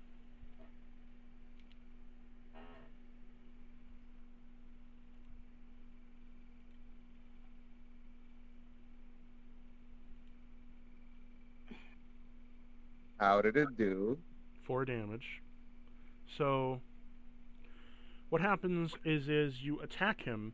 You just kind of stab him in the same spot that you stabbed in the shin. He's like, "Ah, fuck you!" The chin.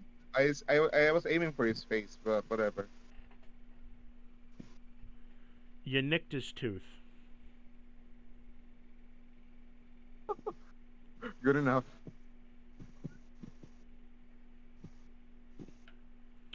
With that said, And do you want yeah. to roll a stealth check? For what? I was planning to disengage, but You sure, can't I'll roll. disengage. You've already used your bonus action. Didn't he just use? Did you not just use your bonus action to attack with your dagger? You All did. right. So all right. I need if You you want to have- roll if you want a stealth, you can roll a stealth check. Yep. There we go. Requires the You hide. But huh? usually requires hide, but I allow stealth it's, at the end of a turn. If you want to stealth, you don't have to.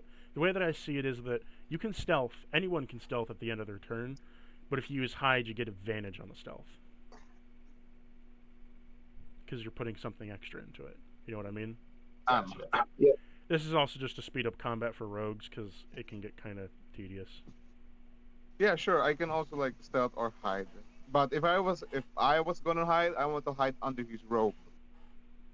You can't hide. You don't have the hide action, but you did manage Oh, to stealth. no, it's fine. So you're able Whatever. to, like, you know, It's fine. you just kind of like stealth and like, do you want to move away from him?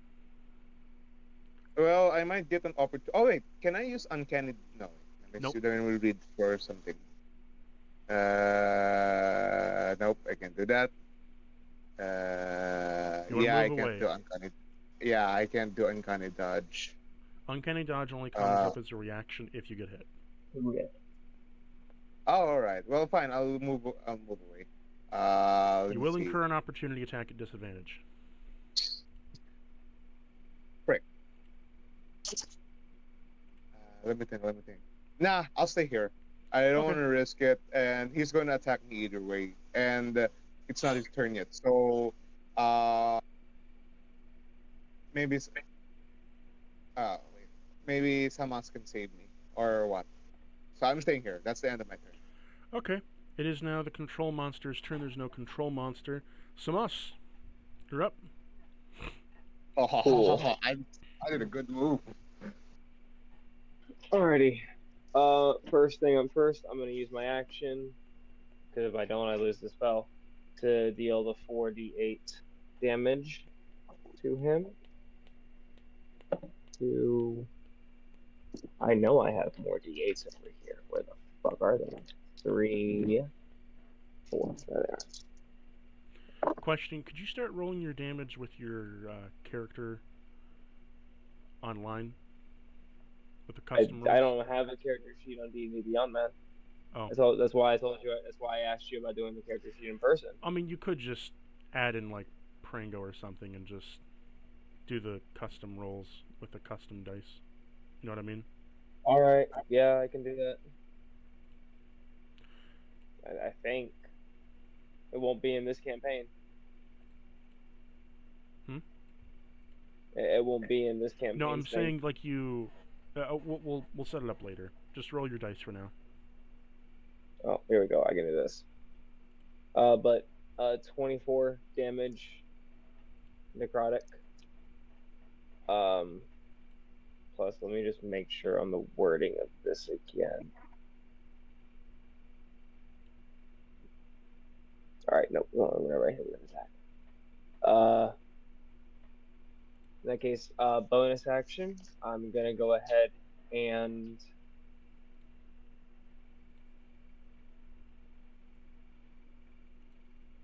I'm just gonna go ahead and spend 2 sorcery points to quicken a firebolt at him.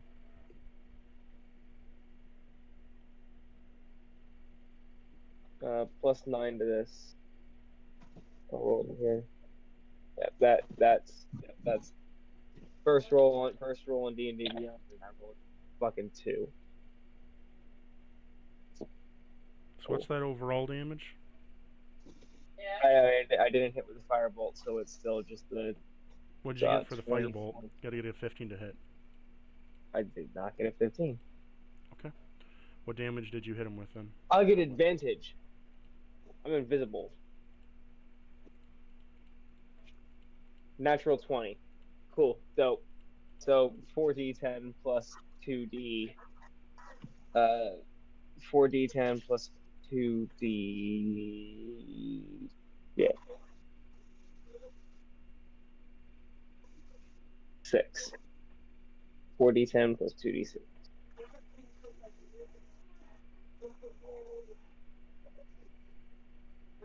Those are a couple of big numbers. 33 points with.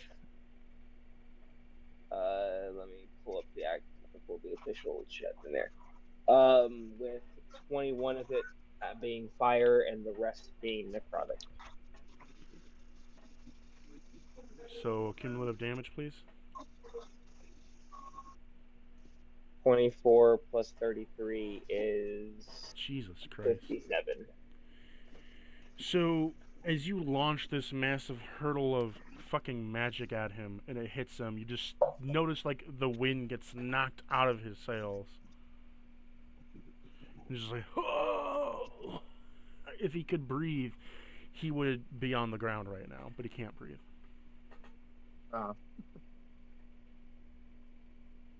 All right, and then I have to reload you because decided to kick me off.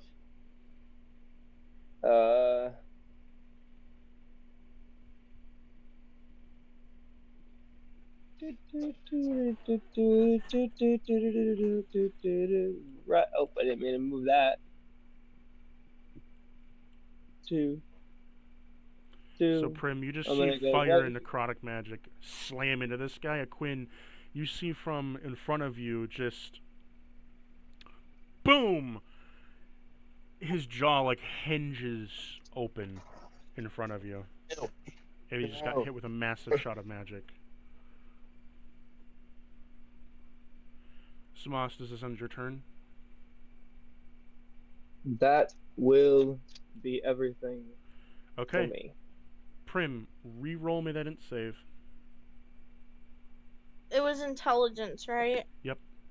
Hopefully I'm smarter this time. You already killed that last guy. I'm sure you can handle it. I'm a genius. Be confident. You're a genius. You're wise. What'd you get? 19. You Oh, pass. see? The curse is no See? longer affecting you. Woo! You gotta believe.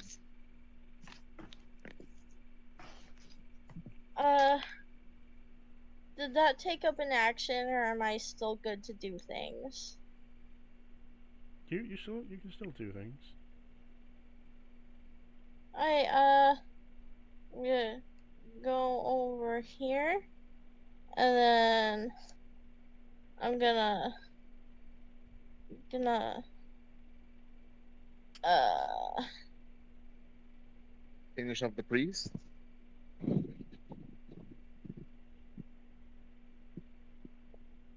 I'm gonna use frostbite, which is a con save of 15. On who?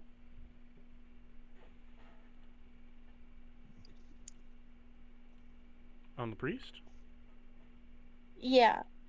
Oh, whoops. I just deleted your character from existence. Did not mean to do that. Oh, I'm done. You're back.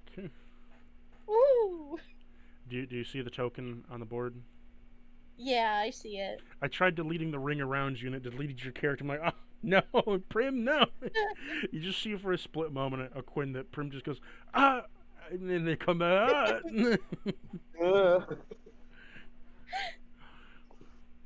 roll it, because of my fuck up, I'll let you do double damage on this. If you hit. Roll to hit. Oh, it's a con save. Oh, I'm stupid. I'm sorry.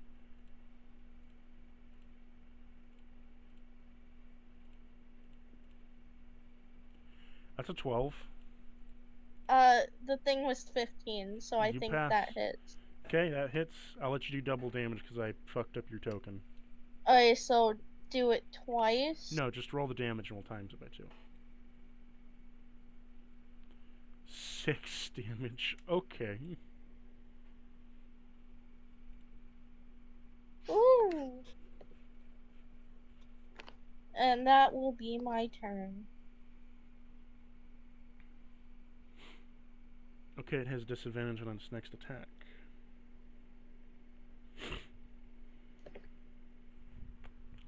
So that ends your turn. It's the Mad Priest's turn.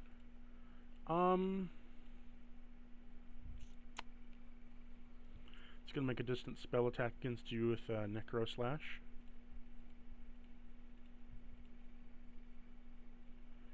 Does a... Oh, it nat ones. Okay, great. It's gonna hit itself instead. It dealt 16 damage to itself. Get dunked on. It's now going to try to use a spell attack on a Quinn with disadvantage. I got a nat 20. What? It has disadvantage, but got a nat 20. Rolling with disadvantage is... Nat 20. It disadvantage rolled with a nat 20. Oh. How does Well, that fare me? it just means... Well, does a 20 hit you? Right. My armor is six. My AC is 16. Is 20 So higher yeah, than 16? yeah, Then it hits you. yep. How many points? Necrobolt for 17 necrotic damage. 17. Oh, gosh.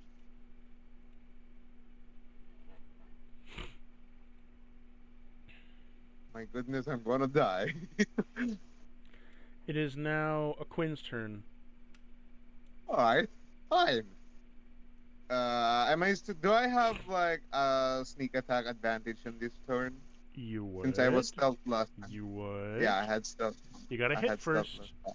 You gotta Yep, hit yep, first. yep. Let me try again. Boom.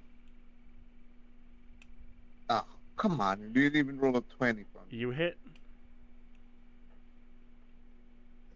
Boop.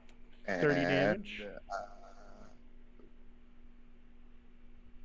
You don't need to roll a separate sneak attack. It rolls a sneak attack for you. My memory. Whatever. It's fine. It's fine. It works just the same. There. You wanna use And a that's bonus bonus action? action. Mhm. Yep. I wanna hide or like disengage. I don't know. I just wanna like hide under his cloak so that I have for my next turn.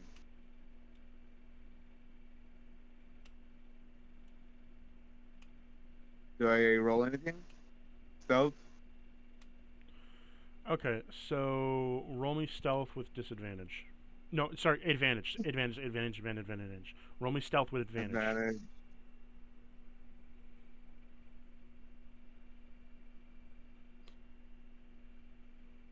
How do I roll advantage with that? Right click, advantage. Oh, there Right it click is. the number, advantage.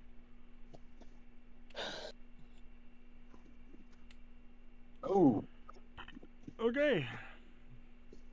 You stealth, and you are completely hidden from sight and all magical effects. Congratulations. Yay. Also, I'm under his cloak. Okay, I want to hide under his cloak. Sure, you're just hiding between his legs. Wonderful. I'm a genius. So, Nobody will spot me. Samas, it is your turn.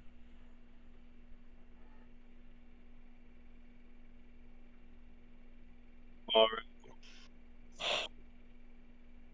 I mean, same fucking thing again. I'm going to use my action to deal 48.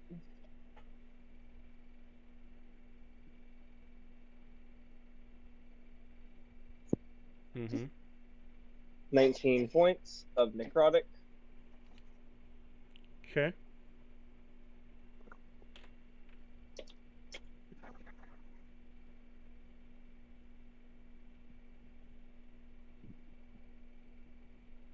Moment.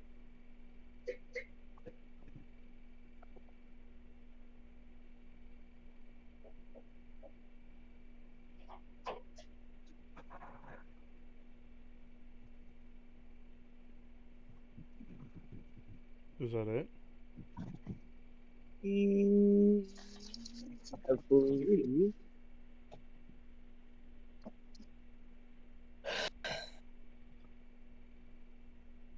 Yeah, that's it.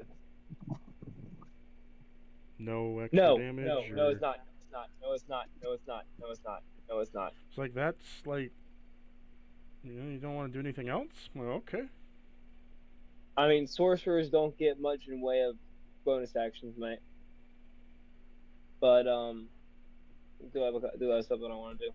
I'm gonna bonus action 2 sorcery points to click in. Yeah, to quicken a shocking grasp on this acid skeleton right in front of me.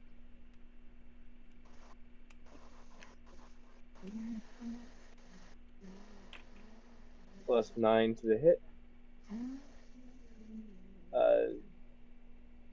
Roll twice because I get advantage. Oh, it's a good thing I got advantage. 26 to hit. Hit? So that's going to be Shocking Grasp is 2d8. I presume they're not made of metal. No. 9 points of lightning damage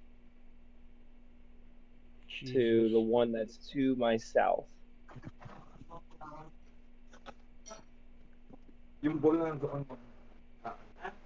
And then I'm going to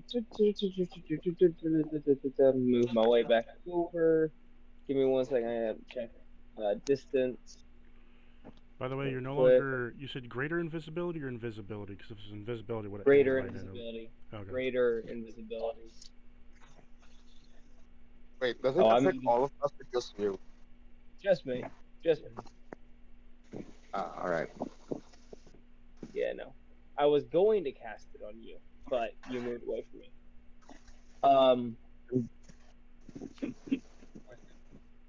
60 feet of him. It's good. That'll be it for moi. Okay. Prim, it's your turn. What do you want to do? Yeah, back to me. Okay.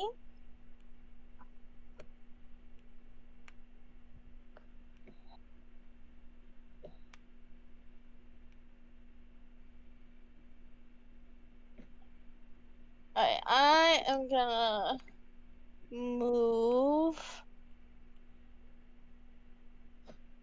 5, 10, 15, 20. And I want to try this because I've never used it before. I want to Oh, try be careful. Wait, I'm between his legs. Be careful, you might polymorph me too. Jesus Christ. Let her play her turn. What were you gonna do, Prim? What were you gonna do?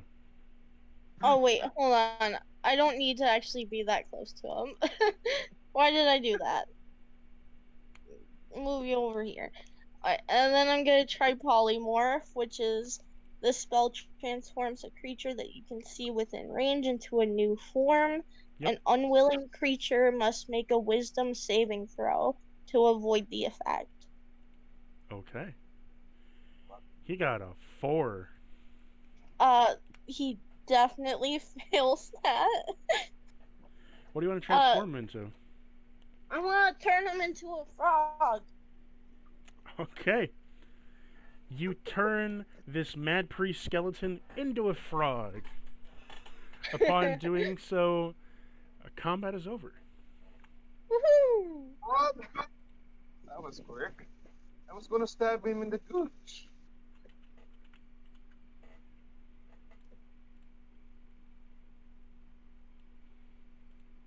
He just kind of hops over here. A ribbit. It's a skeleton frog. Maybe he'll enjoy life as a skeleton frog. You also see that the skeletons that were once there begin to disappear as well. Woohoo!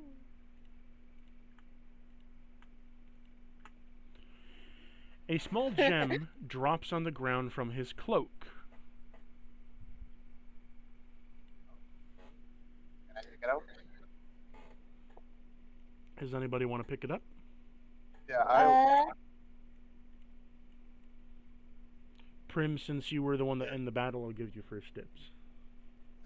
Okay. Just so the both of you are aware, this battle is not over. He will be back to regular form in maybe 50 seconds from now. Oh. Are you not aware of how your magic works? It lasts until an hour, doesn't it? Polymorph? Wait, is polymorph an hour or a minute? An hour. Or until it drops to 0 hit points or dies. No. If you concentrate on the spell for full duration, the spell lasts until it is dispelled.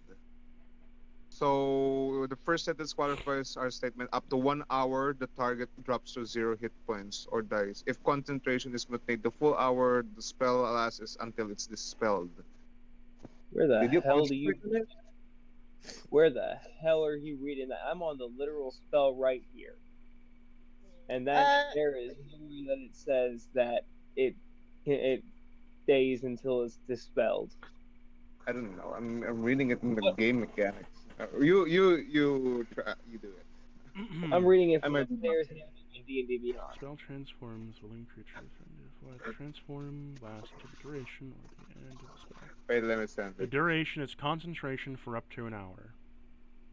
Unless you are hit or something forces you to lose concentration, it is for an hour. End of that discussion. Alright. Okay, I'm gonna pick up whatever was in that skeleton's cloak.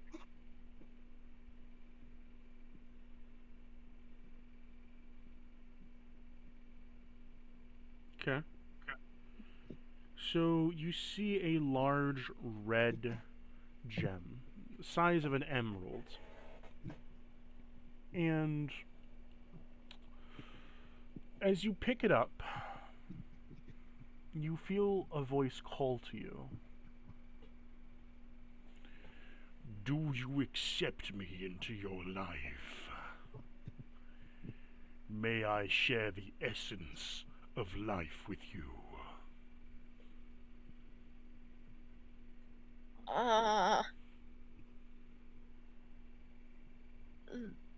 That sounds awfully suspicious. I don't want that.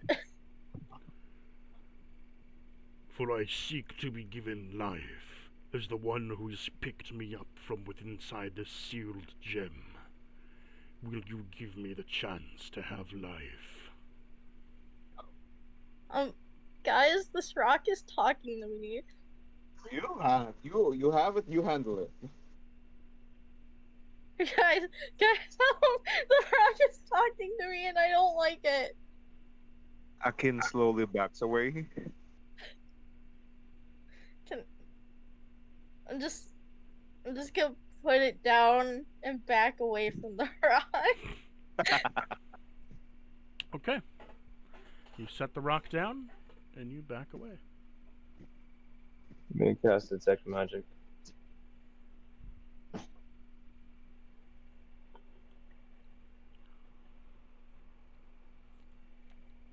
Upon casting Detect Magic, this is a blood red gem that has some kind of sealed being inside of it. It's no particular magic item that you know of, but it's not ominous. It's not trying to hurt anyone. It's literally just, it is a blood gem. So there's creatures trapped inside a blood gem, and if you give it life, you're choosing to release the creature inside of it. What? Usually I'll it helps. listen. Usually it helps the I'm gonna person go in up some and- way for freeing it. I'm gonna go up and grab it myself, still invisible.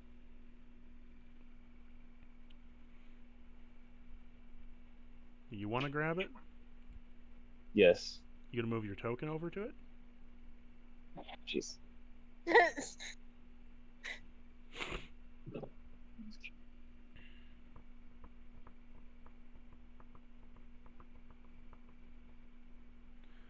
Okay. As you pick up the gem, it says to you, "For you have chosen to pick me up as one who has done so. Shall you allow me to be given breath of life and give me the essence to live?" Before I say anything, I'd like to roll a mental insight. Okay. Nope. No, they're all the D&D Beyond. +2. Just as bad as what I got in real life. Will you assist me in getting revenge? I do not know. For I am simply a creature that wishes not to exist within a rock. Can ask if it's a puppy. It talk. Oh, whatever. Sure. Bloodstone. Sure. I'll release you.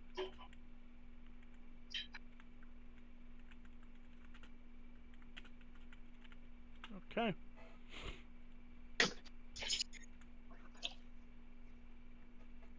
So, with that said, you're choosing to release him?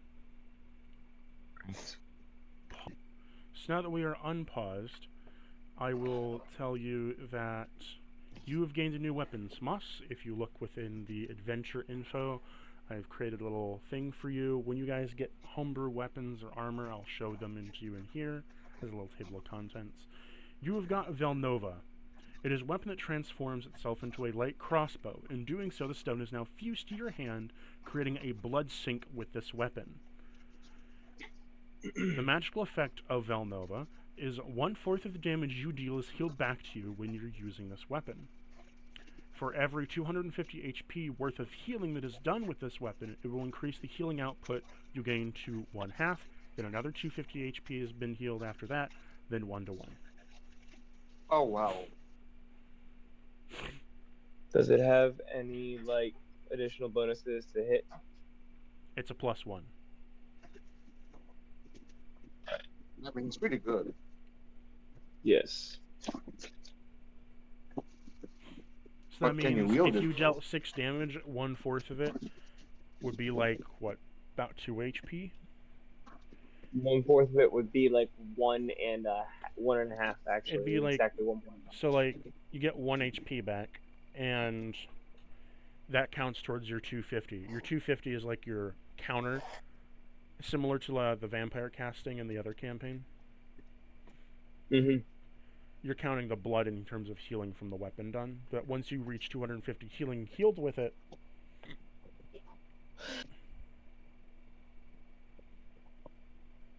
so what appears in front of you is a light crossbow, and I'll try to get you an image real quick.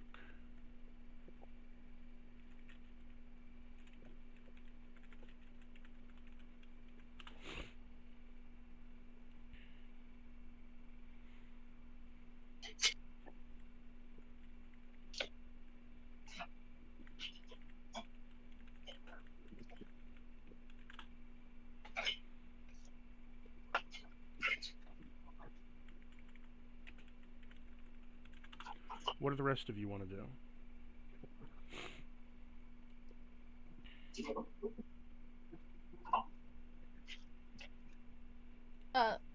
I'm gonna like chase around the frog. Ribbit. Ribbit. It's so much cuter as a frog. Here is When a I'm done. here's a picture of the crossbow. Uploading it to OOC. So we got a crossbow. We also got a cursed sword, and then a mad priest that became a frog. But how's the stone faring? The stone transformed in his hand into a crossbow. The stone is fused to his hand and is linked to the crossbow. Yeah. A good thing I didn't touch it. Well, since it's a cursed weapon and the curse, I think that's the reward? Question mark. Is it the reward? Point. Did let me you just not make listen sure. to anything that I just said about the weapon? Oh yeah. Which do you guys want to do now? I'm gonna go ahead and do my concentration on greater invisibility. So you see me come back full force. You said it's fused to my hand? Yes. Alright, that's particularly It's not like there's like half a gem sticking out of your hand. It's just that it's like morphed into your hand, so the top of the emerald is in the top of your hand. That's it. Oh, okay, got it. Alright, I got you. So there isn't like So there isn't like the bottom of so the gem sticking out your palm. It's just the top of it is on the top of your hand. Oh, I thought his hand became the crossbow. Mm-mm. Yeah, that was my thought. No, Too, and the I was over gem here like, is fused to I the thought- top of your hand, and the gem is linked to the crossbow, which has the other part of the gem on it. Got it. All right. The Got it. Yeah, gem, now that I the get. the Now that I bottom half of the gem is the point on the arrow. It's a magically refueled crossbow, so you don't need to carry arrows. I'm going to convert 2 of my 3rd level spell slots into sorcery points. Okay. Bring it back up to 9. So I use. the Mad Priest is just a frog, and he's bouncing around, and Prim is chasing after him. I am going to sit down and meditate right here until the hour is almost up, or until Prim decides to drop it, because I am then going to absolutely slaughter him. Yeah, I'm down for a short rest as well, so that I can. How about you, Prim? Do you want to do anything in the with short rest, Quinn?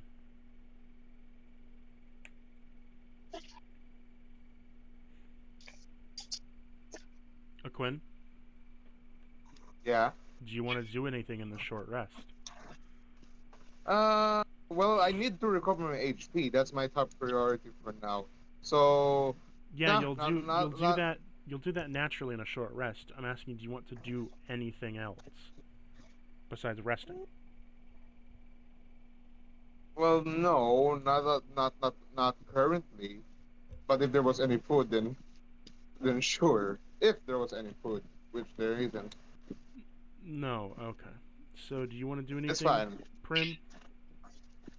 Yes, I want to teach this frog about morals and how it shouldn't be enchanting people.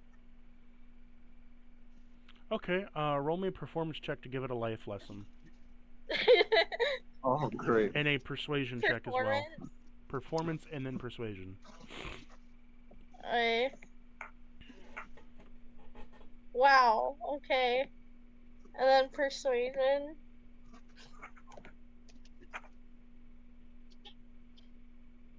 So you're really bad at explaining how it should be good and not kill people. Like the explaining part, really shitty. But it's heartwarming. It's like heartwarming in like a really like kind of cute way that like you're trying to help and you're doing so. It's like a 5-year-old trying to explain how the world works. It's cute and endearing, and everybody understands what he's trying to say, but he sounds just very, very eh. This way.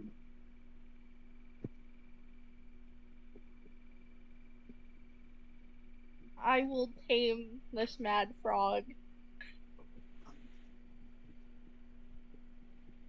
Okay, 1 minute. And it will become Happy Frog.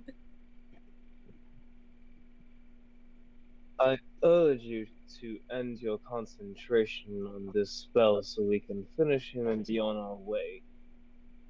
But what if I turned him into a good boy? I mean, it retained its memory, maybe. Then the naivety of the innocent not numbers. Alright, hold on. I'm gonna like pull out like a little tiny flat wildflower bracelet and I'm gonna put it on the frog. And be like, fine. And I let it turn back into that skeleton man. Real quick, before you finish that statement, We're going to take a short rest.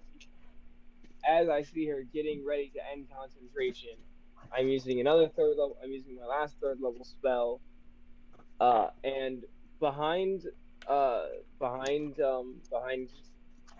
Samas, you see 6 tiny not tiny, but actually no, kind of tiny balls of molten rock. Yeah, so before any of you decide to jump the shotgun here, as you made such a persuasive speech to him, what happens is as you end polymorph, nothing happens. Forever. He is still a bone frog. Oh, I love him. That makes much. Prim, you have managed to break Alistor's curse over him. Upon doing so, because of what you have done, giving him a new outlook on life and being so persuasive about it, you changed him from wanting to hurt the world to help it. Or at least help you in the world destroying things, but helping you in some way that aligns with his Oh, goals. because it's a child. Oh. But he takes what you're saying that there's better things to do in the world than destroying things to, I will destroy through you and for you. Oh, But the because little he is not bastard. connected to Alistor, he does not have the form of a priest anymore. So he's lost that form, and now he is a bone frog. Oh, that's so cute. So you have a cleric bone frog. Ah. His name is Bonesley, and I love him. You see the meteors start to appear, the small meteors of molten rock, but they quickly dissipate when the frog hops into your arms.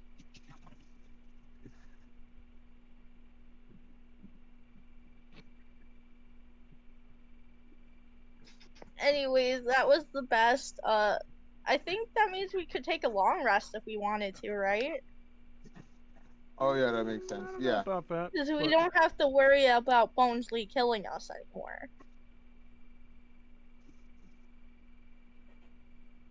There's a chance. Let me check something. Yeah, equals.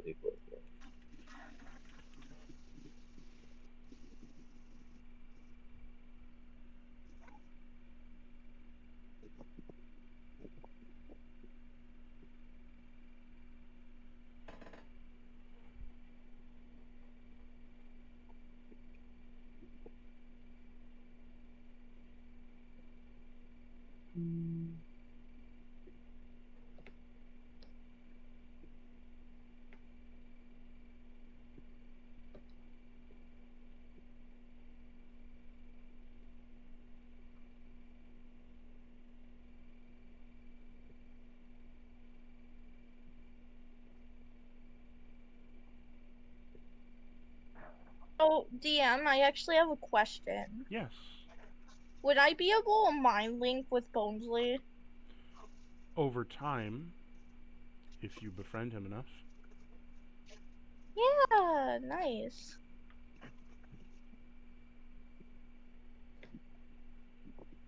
I'm just trying to find a good picture for him. Just gotta Google skeleton frog.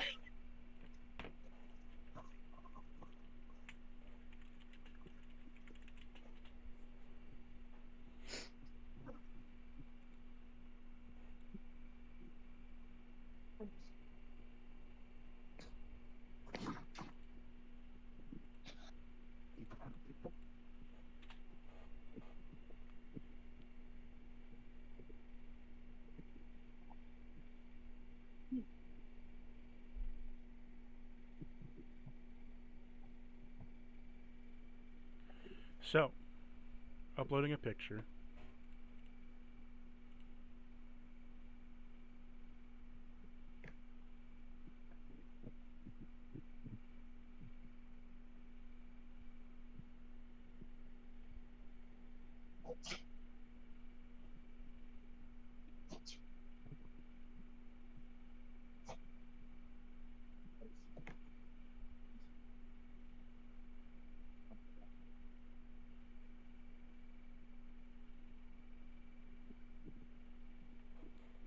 Cute.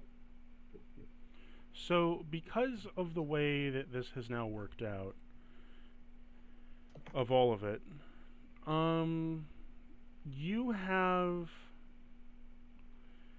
created a bone frog, or a skeleton frog, priest. But, in doing so, you have a miniature companion now. He stands only a foot tall, and he's in clerical robes, and has a little staff with him.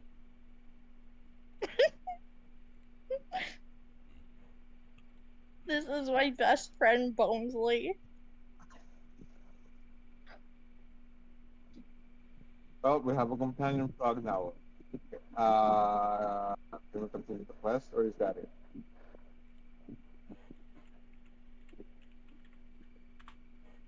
Well, what are you guys gonna do now?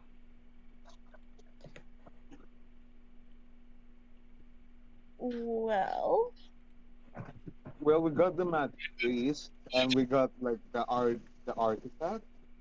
Uh, but where's like the vampire that we were supposed to kill on the beginning of this title? I don't know. You might have to Oh yeah. adventure a bit and search. Oh yeah, And sure. Well, guys, are we going to long rest here first, and then continue on the quest, or what? I'm going to go investigate this organ. okay. Oh, well,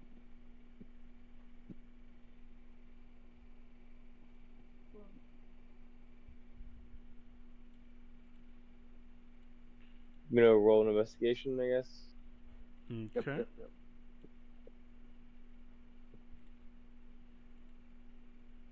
That'll be a 17. Okay. So this organ was a specific organ of control. It's an organ of control that, when played, it will control creatures that you can specifically summon. But they have to be of the same race as you.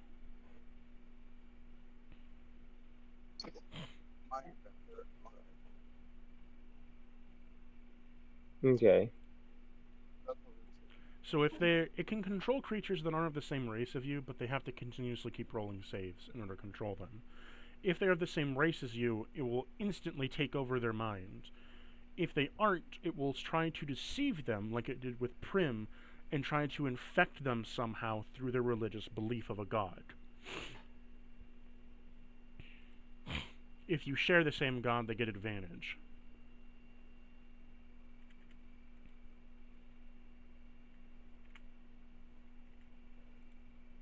Alright. That being said, I'm good with going ahead and taking a long rest. I was just waiting for you. there's something that helps with long rests, but let me look.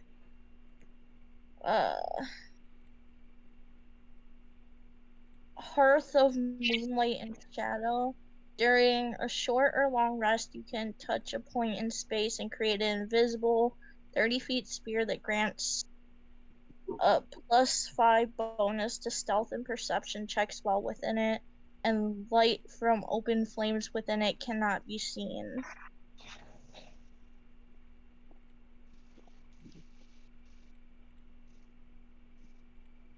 Do that. Do that. That's good. Yeah. So I'll go ahead and do that so we can take a long rest semi-safely. Okay.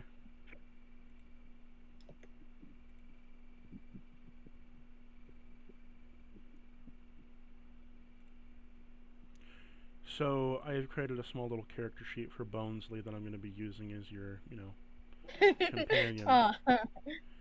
However, on his person, you do notice that he has a staff of withering. Oh, cool. What's that? Is it like a necrotic magic staff? Yes, it's a I have quarter a feeling staff it's that on a hit will deal normal damage as a quarter staff. If you expend a charge, it deals 2d10 necrotic damage. And then they have to roll a constitution saving throw if they're hit with it, or suffer disadvantage for an hour on ability checks and saving throws. Bonesley is one cool froggo. not professional with that staff. He's a chaotic little frog that seeks to destroy for you. So he's like a little bodyguard. Kinda. I guess a guardian frog. It talks. It talks though. Ribbit. It will destroy my enemies.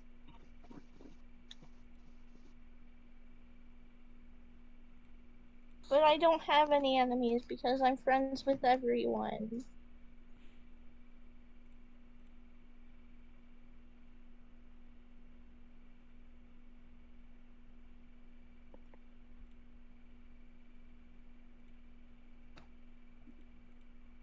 You guys want to do anything on this long rest? Nope, I'm all You good. want to I just explore need anything? Do you want to rebalance. anything at all? Did you want to do Bond Well, with anything? my fine. new friend Bonesley. Well, Did well, you? wait. I want to do something real quick. Since Okay. we're taking a long rest either way, I want to test my luck on this second offering box. Since we're gonna Okay. take a long rest and if I get damage, I can just rest it off. So what am I gonna Sleight of roll? hand. Yep.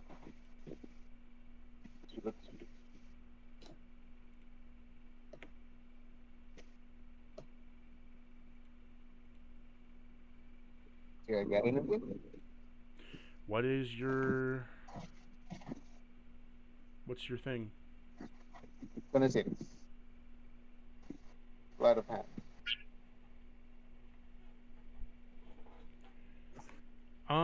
Roll me an int save. Save again. Oh, please. Damn, wait. Maybe 15. Fail. What? Not again. Is it another bony guy? Is it another ghostly arm stretching to my face Another again? bonely hand comes up and deals 25 necrotic damage to you. I knew it. I knew I should have done that. You've All also right. been cursed to have a -1 on all skill checks and saves. For how long? Are you gonna 5 learn your hours? lesson? Well, fine, whatever. A long rest. Long rest. Long rest? You're halfway through a long rest, my friend. That's only 8 hours. You still have 2 hours left of this curse. Oh, I'm hungry. I want to. I'm bleeding out. You're healed up because of the long rest, but you are cursed to have a -1 on all your skill checks and saves.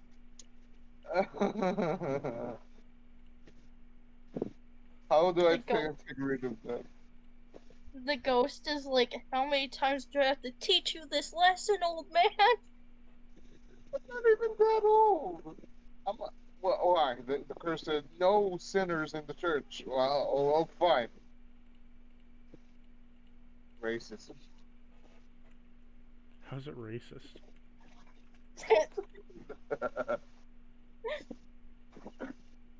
All right, now let's progress with the story. Progress. I don't even care anymore. Let's.